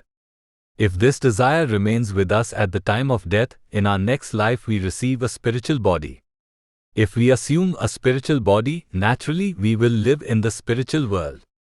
Krishna's promise to us is that once we assume a spiritual body, we will never be subject to the forces of the material world again. This means that our days of being tricked by material nature will be over. So this seems simple enough, just desire to be with God. Here's the catch though. In our current conditioned state, we have a tight attachment to sinful activity. This attachment is not very easy to give up. Even if we want to be with God, if we still have an addiction to any sinful activity, we will be forced to accept another material body at the time of death. To help us remain on the virtuous path, the great Vaishnava saints recommend that we kick our addiction to the above-mentioned pillars of sinful life. No meat eating, no gambling, no intoxication, and no illicit sex. For people growing up in Western countries, even giving up one of these activities is difficult. There is a well-known historical incident involving of one Srila Bhaktisiddhanta Saraswati's preachers going to England and trying to convert famous dignitaries into devotees of Krishna. A high-ranking government official in England asked the preacher how he could go about becoming a Brahmana or high-class priest. "Can you make me a Brahmana?" the person asked. The preacher replied that it would be very simple, that the person would only need to give up the 4 primary sinful activities. Immediately this dignitary replied that it was impossible. "Give up drinking? Give up meat eating? No way, I can't do it." This sentiment is echoed by many people who live in countries which have a rooted tradition of meat eating and intoxication. If we give up these activities, what will we do for fun? What will we eat? These are certainly valid concerns, which luckily have been addressed by the great devotees of Krishna. The Acharyas tell us that more than simply giving up activities, we need to take up a full-time engagement which will make us automatically give up all bad habits. This engagement is known as Bhakti Yoga or devotional service. The primary component of devotional service is chanting. If we regularly recite God's names, Hare Krishna, Krishna Krishna, Hare Hare Rama, Rama Rama, Hare Hare, we will slowly develop an attachment to God. How do we develop an attachment to somebody we can't even see? The secret lies in the fact that God and His names are identical. This is a little tricky to understand at first, but it is undoubtedly true. Being the supreme absolute truth, there is no difference between Krishna and any of his primary expansions. This means that Krishna's original form, his arms, legs, names and books that describe him are all equal, for that is the very definition of absolute. Chanting is the recommended process of devotional service for this age because it is the easiest and most effective method of connecting with God. Along with performing other activities such as hearing, remembering and offering prayers, a person can spend 24 hours a day engaged in Krishna's service. Associating with Krishna by these methods is in some ways better than offering service to him face to face. This is because if we hear about Krishna or chant his name, many of our inhibitions are removed. Our love for him is free to grow, and it doesn't get checked by any social conventions or self-consciousness. We are free to love the Lord unconditionally, without any expectation of reciprocation. As a result of associating with God, one automatically loses tastes for other subordinate activities. If a person regularly engages in devotional service, they no longer desire to associate with illusory matter, something which provides no lasting pleasure. This essentially describes the life of a sannyasi or one in the renounced order. Sannyasis renounce material life, dedicating their whole lives to serving Krishna. Usually the idea of sannyasa is equated with shaving one's head, carrying around a stick and traveling from place to place. These things certainly do help one remain renounced, but sannyasa is more a state of mind than anything else. By dedicating their lives to Krishna, sincere devotees find a higher taste, something which gives them 1,000,000 times more pleasure than anything they ever did before. In this way, we see that sannyasa is more about pleasure than it is renunciation. Due to his causeless mercy upon the fallen conditioned living entities, Krishna descends to earth in a spiritual form from time to time. He enacts pastimes, punishes the miscreants, and gives pleasure and protection to the Vaishnavas. One such appearance took place many thousands of years ago in the Treta Yuga, the second time period of creation. Appearing on earth as Lord Rama, the handsome and pious prince of Ayodhya, God's mission was to kill the Rakshasa demon Ravan. In order to facilitate Ravan's destruction, Rama needed an excuse to take him on in battle. This excuse came through the kidnapping of Sita Devi, Lord Rama's wife, by Ravan. Taking Sita back to his island kingdom of Lanka, Ravan tried his best to win her over, but he was unsuccessful. In response to his advances, Sita scornfully rebuked him and let him know just what was in store for him as a result of his horrible act. In the above referenced statement, Sita is asking Ravan a rhetorical question relating to her love for Rama. She compares Rama to the greatest swan, Raja Hamsena, that lives with its consort amongst lotus flowers, and Ravan to an ordinary diver bird who rustles around in reeds and grass. This beautiful analogy also describes the difference between spiritual life and material life. Sita is saying that she has already tasted pure bliss through association with God. She was more than just an associate, she was God's wife, his eternal consort. Sita and Rama can never be separated at any time. Even though Ravan kidnapped her, he was only able to touch and see a material version of Sita. The sinful and the materially conditioned can never see God and his pure devotees for who they truly are. This flawed mindset leads them to view the deities in temples as ordinary wood or stone statues. Ravan was a gross materialist who took the satisfaction of the senses to be his topmost priority. He lived in beautiful palaces, had a tremendous fighting army of Rakshasas at his disposal, and was married to hundreds of beautiful princesses. Yet all this was not enough. Lust drove him to forcibly take another man's wife. Actually, material life is never enough for any person, not just Ravan. This is why religion exists. It is our way out of this ocean of any science. Due to Ravan's sinful nature, Sita wanted nothing to do with him. More than just not wanting to be with him, there was simply no way for Sita to ever associate with Ravan. In thought, word and deed, Sita was wholly dedicated to Lord Rama. Having found a higher taste, Sita could not tolerate the mundane enjoyment provided by matter. Her statement also shows that she had completely renounced material life, something which is not common for women. The sannyasa ashrama, as well as the entire varnashrama dharma system, is intended primarily for men. A woman's dharma is that she should be dedicated to her husband, and thereby share in the results of his pious activities. Sita, being a pure devotee, transcended all these rules and regulations. This proves that any person, regardless of their race, gender or ethnicity, can take to devotional service and achieve perfection in life. Being madly in love with God is the true sign of one in the renounced order. We can easily renounce all sinful activities simply by accepting a higher taste, the sweet transcendental mellow of pure loving association with the Supreme Personality of Godhead. Chapter 17, Padmini.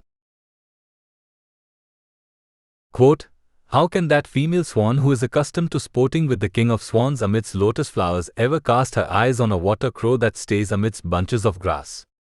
Sita Devi speaking to Ravan, Valmiki Ramayana, Aranyakand 56.20. Expensive chocolates, the finest wines, the most succulent of meats. These things are all considered part of finer living. This lifestyle isn't enjoyed by most people. So one who can indulge in such enjoyments is considered blessed and part of the upper tier of society. More than just an issue of affordability, indulging in the finer things in life requires sacrifice and commitment. One must really derive great enjoyment from these amenities in order to make the necessary investment of money.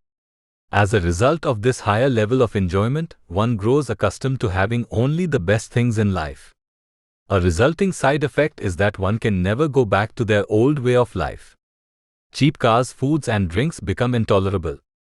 Along the same lines, devotees of God experience the highest taste by constantly associating with the Supreme Lord. When asked to indulge in material life, a return to the miserable and temporary existence of the conditioned, devotees utterly reject such a notion, being incapable of adapting to a substandard way of life. An example of this was seen with the wife of Lord Rama, Sita Devi, many thousands of years ago. Why are there different classes of meat? Why doesn't everybody just eat the same kinds of food and live in the same types of houses? Things would be a lot easier that way. There would be no fuss or jealousy, and everyone could be more at ease. The problem is that every individual is born with different qualities and desires. The concept of individuality implies that there is a desire to stand out, a need to be different. A person loses their individuality if they act the same way as everybody else, performing the same activities and enjoying the same pastimes. Not only is there a desire to be different, but this is actually the natural course of things. For example, not every person goes into the same field of work when they turn into adults. Medical schools and business schools certainly recruit their fair share of candidates in the hopes of churning out bright, new doctors and businessmen.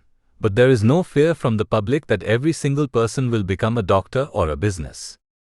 Carpenters aren't worried that there won't be any new carpenters around, and policemen aren't worried that there won't be anyone to defend the innocent public in the near future.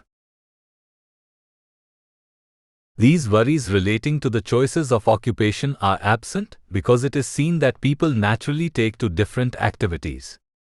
The Vedas, the scriptures emanating from India, tell us that each individual is the same in quality but that their material bodies are composed of different modes.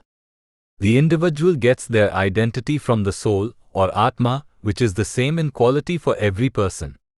This Atma is pure and uncontaminated, for it inherits its qualities from God. The Supreme Lord, whose original form is Krishna, can be thought of as a giant fire and the souls of the living entities as minute sparks from that fire. Though these sparks are pure and full of bliss, when they come to the material world they assume a body composed of the modes of nature. These modes are goodness, passion and ignorance, and they are referred to as gunas in Sanskrit.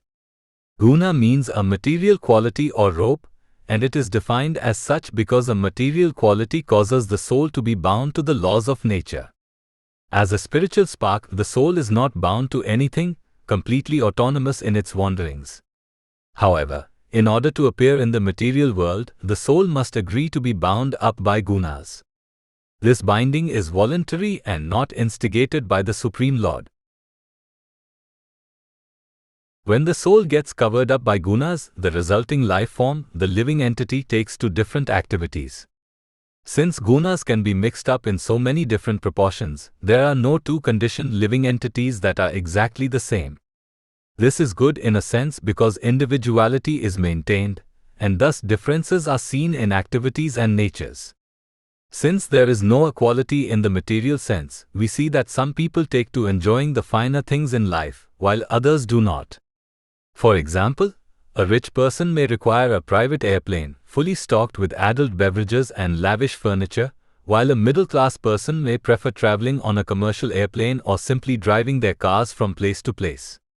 Some people insist on eating high-class foods while others are fine with just simple grains, milk and fruits. In fact, many yogis in India go their whole lives surviving simply off fruits and milk. Since the material world is full of dualities, what is palatable for one person may not be so for another. To many, the renounced lifestyle of a yogi seems torturous. These differences in viewpoints speak to the notion of dualities, the fact that everything is relative. People grow accustomed to their way of life, especially if they enjoy fine living, so what they often view as painful really isn't. For example, in today's age, most everyone is accustomed to watching television, talking on cellular telephones and using computers. Just 20 years ago, cell phones were hardly used and computers weren't even owned by most people. In today's world, it may seem impossible to get by without the internet, but people lived for so long without it and had no problem. If our cable or satellite television goes out for just a short period of time, we panic or get angry, but in previous times there was no need for such things. This shows that one who enjoys the finer things in life, the good life, has no desire to return to what they deem as ordinary or substandard life. Once a person grows accustomed to using their iPods to listen to music, going back to using Walkmans and CD players is not an option. Usually when discussing this phenomenon in terms of its significance in spiritual life, the issue is portrayed in a negative light. One of the central components of spiritual life in the Vedic tradition is tapasya, or penance. The more a person becomes attached to objects of sense gratification, the harder it becomes to perform penance. Penance isn't simply a tool of punishment, but rather a way to curb the influence of the senses and acquire detachment. This detachment is extremely helpful in fostering one's attachment to God, which is the ultimate objective for every person in life. Though others may be unaware of this objective, it is undoubtedly the highest engagement for the soul to reconnect with its source, the Supreme Lord. Awareness of this objective can take many lifetimes to acquire, but that doesn't diminish the superior nature of the sublime engagement of devotional service to God or Bhakti Yoga. Though becoming attached to the finer things in life can certainly be a hindrance towards spiritual advancement, the phenomenon actually can teach us a lot about the benefits of performing Bhakti Yoga and some of the side effects that come from associating with God. Sita Devi illustrates this point quite clearly in the above reference statement. Many thousands of years ago, the Supreme Absolute Truth, the original fire from which all sparks in the universe emanate, God Himself, appeared on earth in the guise of a human being. The activities of this human being have been chronicled in the famous poem composed by Maharishi Valmiki called the Ramayana. One of the nice things about God appearing on earth is that it lets others see how those who have achieved the ultimate objective in life behave. Since the goal of human life is to associate with God and to always be thinking of Him, it makes sense that God's associates who are present during His time on earth would be perfect candidates to study. One such associate was Sita Devi, Rama's beloved wife. She exuded all the qualities of the perfect woman, mother, daughter and wife. In many respects, she was greater than Lord Rama, for she taught others how to practice devotion through her example. Sita's execution of Bhakti Yoga wasn't without obstacles. We can look back now and see that everything ended well for her, but her life was full of pain and suffering. In this way, she showed us how to remain firmly committed to the righteous path, regardless of what setbacks we may have to suffer through. Probably the most terrifying period of her life was when she was kidnapped by the Rakshasa demon Ravan. Rama, his younger brother Lakshman, and Sita were residing in the forest of Dandik, when one day Ravan came and set up a diversion to lure the two brothers away from Sita. Successfully taking her back to his island kingdom of Lanka, Ravan tried every which way to get Sita to turn her eye towards him. This of course was impossible, for Sita never turns her thoughts away from God. While rebuking Ravan, in order to get her point across about how she would never give in to him, Sita offered up a series of metaphors, each one beautifully illustrating her desire to be with Rama and her utter repulsion towards Ravan. In the above reference statement, we see that Sita compares Rama to the king of swans or the greatest swan, and Ravan to an ordinary diver bird or waterfowl. She is saying that as the wife of the king of swans, she has grown accustomed to sporting with her mate amidst bunches of lotus flowers. Flowers are a symbol of the good life, for they have a pleasing fragrance and an outward appearance which is appealing to the eye. In the Vedic tradition, flowers play an integral role in beautification. They are used to make garlands which are offered to the spiritual master and to the deity residing within the temple. The lotus flower is also the symbol of Lord Vishnu, Krishna's primary expansion residing within the spiritual world. One of Vishnu's names is Padmanabha because he has a navel which looks like a lotus flower.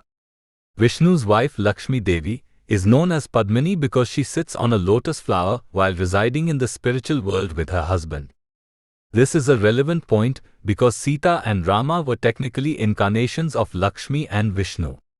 From her statement, Sita is secretly hinting at her divinity and how she and her husband are always with lotus flowers.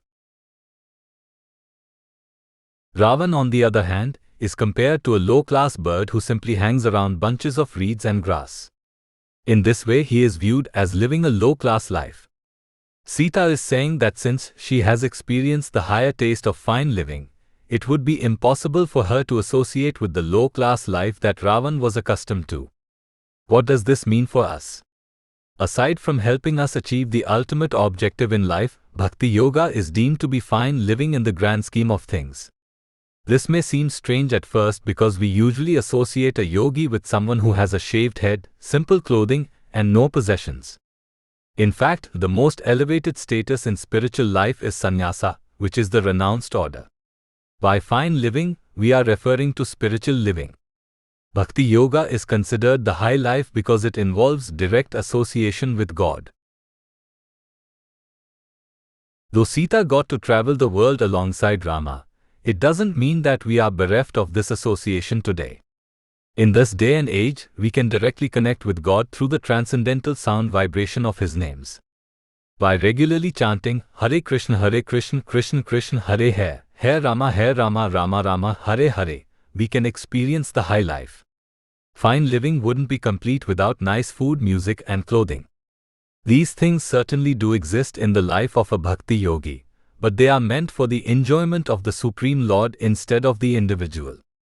Devotees offer up the tastiest food to the deity of the Lord, dressing him in the nicest clothing, all the while playing the sweetest music. Bhakti Yoga represents the sublime life.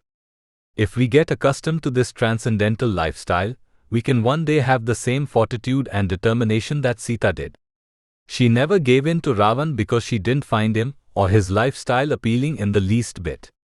By the same token, if we become attached to the wonderful food known as Krishna Prasadam and the beautiful music known as Harinama Sankirtana, we can surely reject all the unnecessary and unwanted things in life. Chapter 18 Reasons for Living. Quote, bind or destroy this body of mine which is deprived of feelings due to separation from Rama. O Rakshasa, I will not protect this body or even my life. Sita Devi speaking to Ravan, Valmiki Ramayana, Aranyakand 56.21. The central teaching of the Vedas is that we are not our bodies. The spirit soul residing within represents both our true identity and the basis of our life. The Vedas also tell us that this soul is similar in quality to God, for it is meant to always be blissful and full of knowledge. Knowing this, one may wonder what the purpose to life is. Why are we forced to remain inside of a body which is destined for destruction? If we all die eventually, why do we even take birth? Why do we have arms, hands, legs, and a brain? Moreover, why should we work so hard to maintain the body, which is essentially just a shell that gets burned or buried at the end of life? To answer these questions, let's first analyze how most conditioned living entities view the body. By default, we are all born into ignorance. This is true for every living entity, and it is evidenced by the fact that an infant cannot do anything for itself except cry. At one time, we were all babies who were completely dependent on our parents for everything. All the knowledge that we possess today had to be acquired over many years of trials, tribulations, and schooling. Through knowledge and intelligence, we slowly but surely rose above the natural animalistic tendencies that we inherited at the time of birth.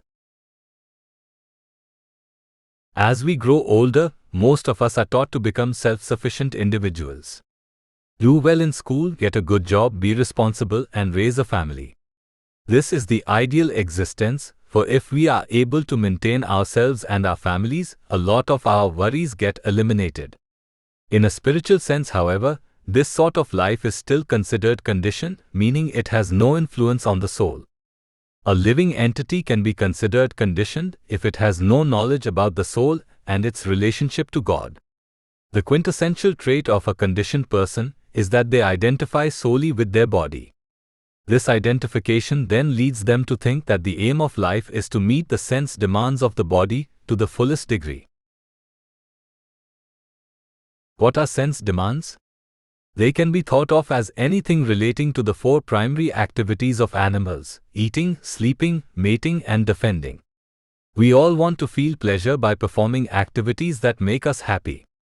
Eat nice food, have a beautiful spouse, travel to nice places, hang out with our friends, etc. This sort of life certainly provides some level of sense pleasure, but it is very difficult to maintain. For those who have, there is always anxiety in maintaining their possessions. In today's world, the economic condition is an ever-changing one, with new industries forming and dissolving every day. 100 years ago, almost half of the population of America engaged in agriculture as their main business. That number is now drastically diminished, yet the food production is as high as it has ever been. All those farmers didn't become homeless, but rather they found new ways to earn money. In a similar manner, the IT boom of the last 20 years has created a whole new industry of jobs. People now are becoming computer specialists instead of joining other fields. All this change means that sustaining a quiet and peaceful family life is not as easy as it used to be. Simply to meet the basic demands of the senses, we must go through so much trouble. The Vedas tell us that there is certainly nothing wrong with working hard to maintain our lives, but at the same time, we should realize that the pleasure derived from this way of life is temporary and fleeting in nature. In reality, we don't have to work that hard to gratify our senses. To illustrate this example, we need only look to the animal community. An animal such as a dog or a cat certainly eats, sleeps, mates, and defends just like humans do, except that they don't hanker or lament. They don't worry about a mortgage payment or how they will maintain their wife and children. This is because animals don't have the intelligence to understand those things. They simply act to satisfy their senses, and they don't necessarily worry about the quality of their enjoyment. Human beings may sleep on comfortable mattresses while dogs sleep on the floor, but the enjoyment derived isn't much different. Sleep is sleep in the end. Human beings have a higher level of intelligence for a reason. We are not meant to imitate the animal kingdom. Our arms, legs, and brain are supposed to be used for a higher purpose. To understand what that purpose is, we must first understand what defines our existence. What is that one thing that sustains us? The Vedas tell us that it is dharma. Dharma is sometimes translated to mean religion, religiosity, or virtue, but in reality it is something that truly defines one's existence, an occupational duty that never changes. Religion means a kind of faith, something we change at the drop of a hat. One person believes in Christianity, while another believes in Hinduism, while another jumps from one to the other. Dharma is not like that. It is something that is always in existence. For this reason, the Vedas refer to religion as Sanatana Dharma, meaning the eternal occupational duty of man. So Dharma defines us, but what does that actually mean? Our occupational duties are always in existence, but what do these duties entail? In a nutshell, our dharma is to always remain connected with God, for that is our original constitutional position. The body is merely a temporary covering for the spirit soul that resides within. The soul has transcendental qualities, the foremost of which is attachment for the Supreme Personality of Godhead, Lord Krishna. Krishna is God, the same God that everyone looks up to and sometimes chastises. We are minute spirit souls, but God is the complete soul, the most superior person or Purusha. Our eternal occupational duty is to always serve Him in a loving way. If our eternal duty is to serve God, why are we placed in a world where we are allowed to forget Him? Why do we take on the characteristics of animals at the time of birth? This material world is a type of prison house, a place for wayward spirit souls to go to try to act out their desires to imitate God. The Lord is very kind after all, so anyone that doesn't want to abide by dharma is not forced to. The Lord is so kind to the deviant souls that He created this phantasmagoria, known as the material universe, to allow them to come and play. The soul can be thought of as the actor, the body as the machine or set of instruments, and the creation as the playing field. We have total freedom in how we choose to act, though we have limited abilities to actually affect the outcomes of our actions. This is because every other living entity has an equal right to perform their own fruitive activities. As a result, there are bound to be collisions. This complicated system of reward and punishment is all managed by God through His agents known as the demigods. So in this regard, we really have no control over our material fortunes and misfortunes. The only way out of this temporary prison house is dharma. Abiding by dharma is very easy. We simply have to dovetail all our activities with God's service. Dharma means pleasing God. How do we go about doing this? There is a term that more accurately describes the nature of our occupational duties, Bhagavata Dharma. Bhagavata Dharma means devotional service, or those duties which are aimed at pleasing Bhagwan or Bhagavata. Krishna or God is known as Bhagwan because He possesses all fortunes. Anything directly associated with Bhagwan is known as Bhagavata. Bhagavata can refer to books about God or to devotees who serve Him. In this way, Bhagavata Dharma, or being always engaged in God's service, can be thought of as the highest duty in life. As outlined by the great Bhakt Prahlada Maharaja, devotional service consists of 9 distinct activities: hearing, chanting, remembering, worshipping, serving the lotus feet of the Lord, offering prayers, becoming His servant, becoming friends with the Lord, and surrendering everything unto Him. As we can see, this affords us many avenues which we can go down as it relates to serving God. Those who engage in Bhagavata Dharma are making the most out of their lives. Instead of seeing the body as a source of distress and misery, devotees take full advantage of their hands, legs, mouth and brain to glorify God, chant His name, and talk about Him with others. A great example of a person who perfected all 9 of these processes was Sita Devi, the wife of Lord Rama. Though Krishna is the fountainhead of all forms of God, He kindly takes many different direct expansions for the enactment of various pastimes. One such expansion appeared on earth many thousands of years ago. Known by the name of Rama, Krishna played the role of a pious prince, wholly dedicated to the welfare of the pious. Naturally, Rama's wife was equally as pious, for God can never associate with non-liberated souls. Matter is inferior to spirit, so much so that God can never directly associate with matter. When He appears on earth, His body is completely spiritual, and so are all the people He becomes friends with or marries. Sita Devi based her identity on her devotion to Rama. In this way she showed the proper way for a wife to behave towards her husband. The Vedas tell us that a marriage is a 50-50 partnership, with each person assigned separate tasks which they must perform with dedication. The husband is assigned with the task of providing protection and the wife with the duty of serving the husband at all times. These duties were heightened in Sita and Rama's relationship, for Rama was God himself and Sita was a pure devotee. The devotees take it upon themselves to always act in God's interests, and the Supreme Lord takes charge of protecting them. In this way we see how the loving relationship between God and his devotees operates. Lord Rama's duties required him to take on a famous demon of the time, the 10-headed Ravan. The demigods were living in fear of Ravan because he had acquired great fighting ability.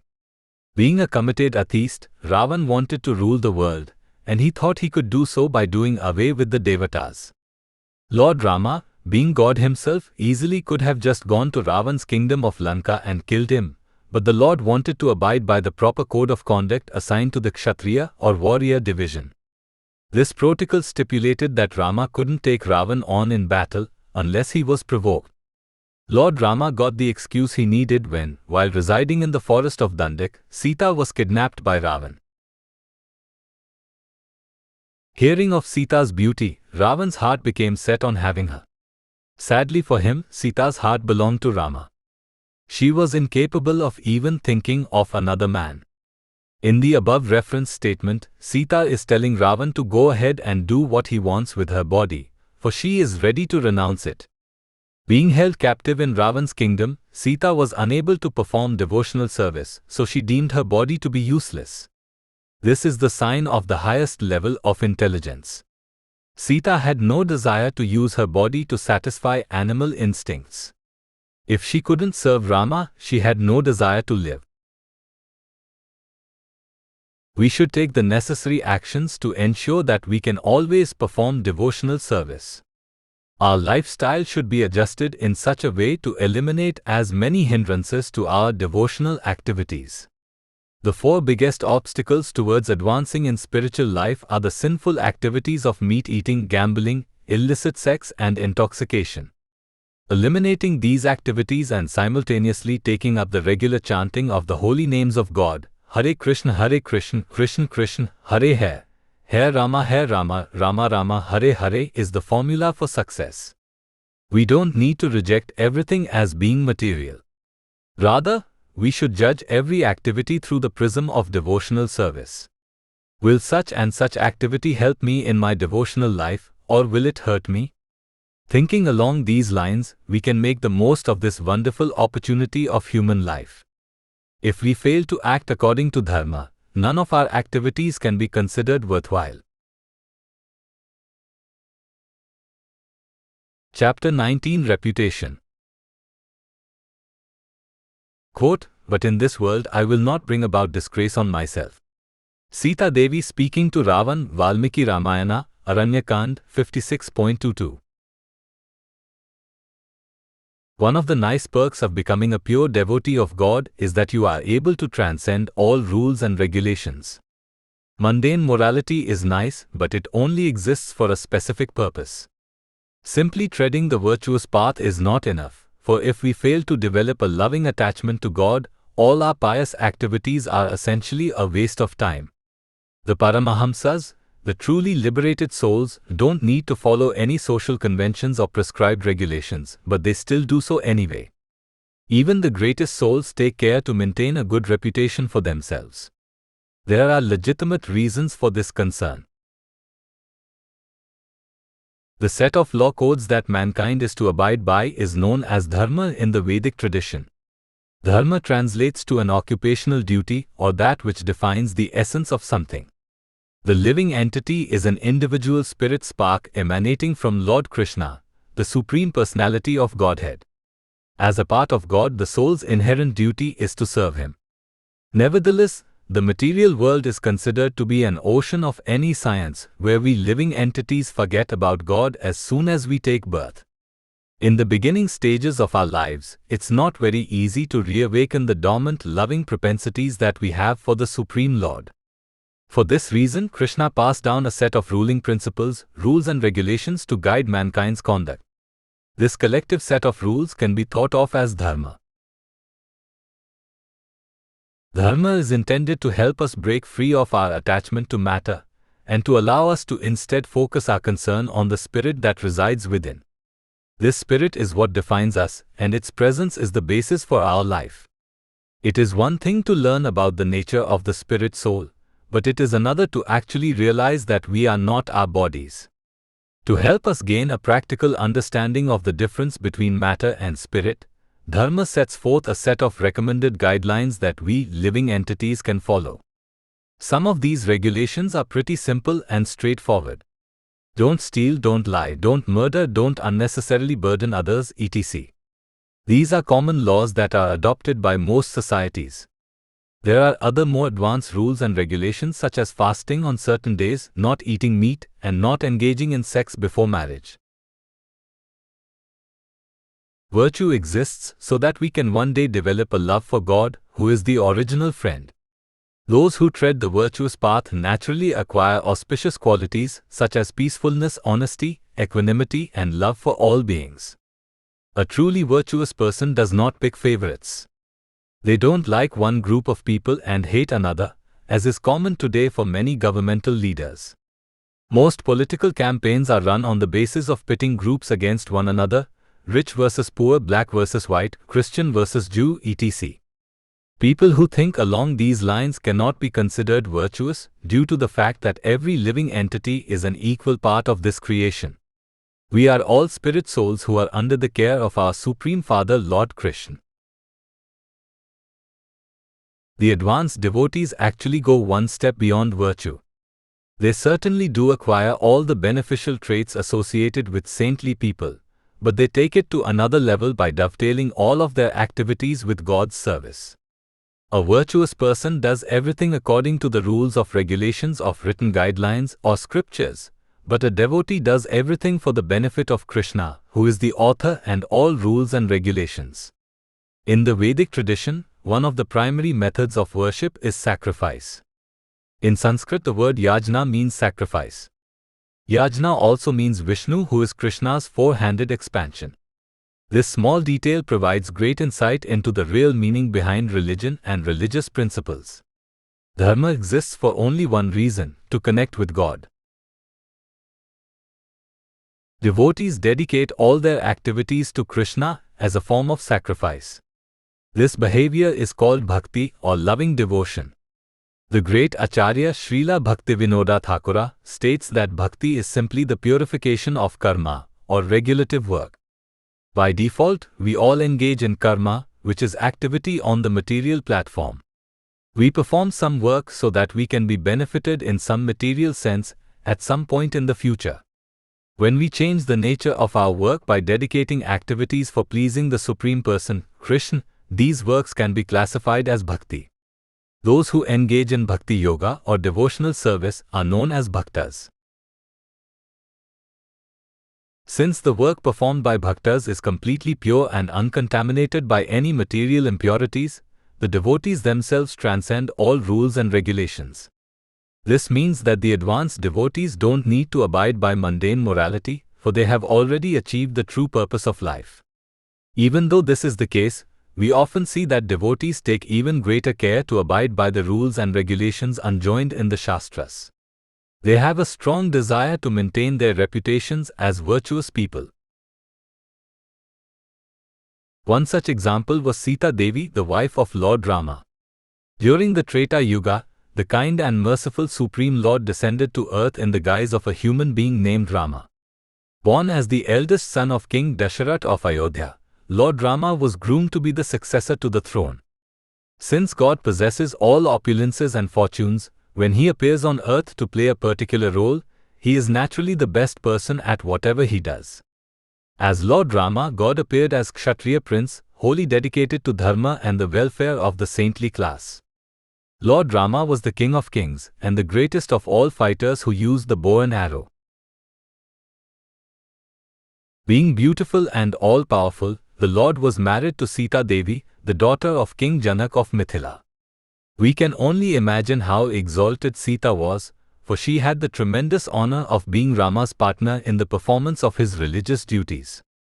Her execution of devotional service was so perfect that Lord Rama, on many occasions, praised her for her dedication. He referred to her as a Sadharma Charini since she was dedicated to helping Rama perform his prescribed duties. Sita's reputation as a chaste and virtuous wife was famous throughout the world. Unfortunately, on one occasion, Sita was kidnapped by the demon Ravan. These events were all preordained because Lord Rama needed an excuse to take on Ravan in battle. The demon brought Sita back to his kingdom of Lanka and propositioned her. He showed off his wonderful palace and even bragged of all the beautiful wives that he had. Ravan promised to make Sita his chief queen and openly declared that he would become her servant. Sita, being a pure devotee, could only think of Rama at all times. She had no desire to even look at Ravan. In the above reference statement, Sita is wrapping up her stern rebuke of Ravan. She hurled carefully crafted insults at him to let him know that Rama would surely come to kill him and that she would never waver from the virtuous path. In this final statement, Sita mentions how it is impossible for her to ruin her good name. She knows that she has deeply insulted Ravan, but she wants to state for the record that she is not sorry for saying such things. In order to maintain her reputation, she had to speak the truth to the demon. Sita had no desire to be famous and well known throughout the world as a pious wife. Devotees are above any need for that kind of self-aggrandizement. A bhakta is someone who acts only to please God, meaning they don't even mind going to hell or being ridiculed by every person in the world, provided that the Supreme Lord remains pleased. So why was Sita concerned about her reputation? The answer is that she was more concerned about Rama and her father, King Janak. Lord Rama was well respected throughout the world, even by his enemies. If it should turn out that his wife and devotee Sita was able to be won over by a demon, it would cause him tremendous grief and make him the recipient of scorn from others. The same would hold true for King Janak, for the daughter's behavior is a direct reflection of the parentage she received growing up. In this regard, we see just how great Sita was. She went against her quiet, shy and peaceful nature in order to maintain the good name of her husband and her father. No matter how advanced we become in the execution of devotional service, we should always try to remain on the virtuous path. We certainly don't require a good reputation, but our good behavior will reflect well on the Supreme Lord. If God is great, then surely His devotees must be great as well. If devotees take to sinful life out of carelessness, others will take note and use such transgressions as ammunition to fuel their attacks against Krishna. Since God is so nice to us, we should be equally as nice to Him and try to show others that He has instilled good values in us. Thank you for reading. All content authored by Sonal Pathak.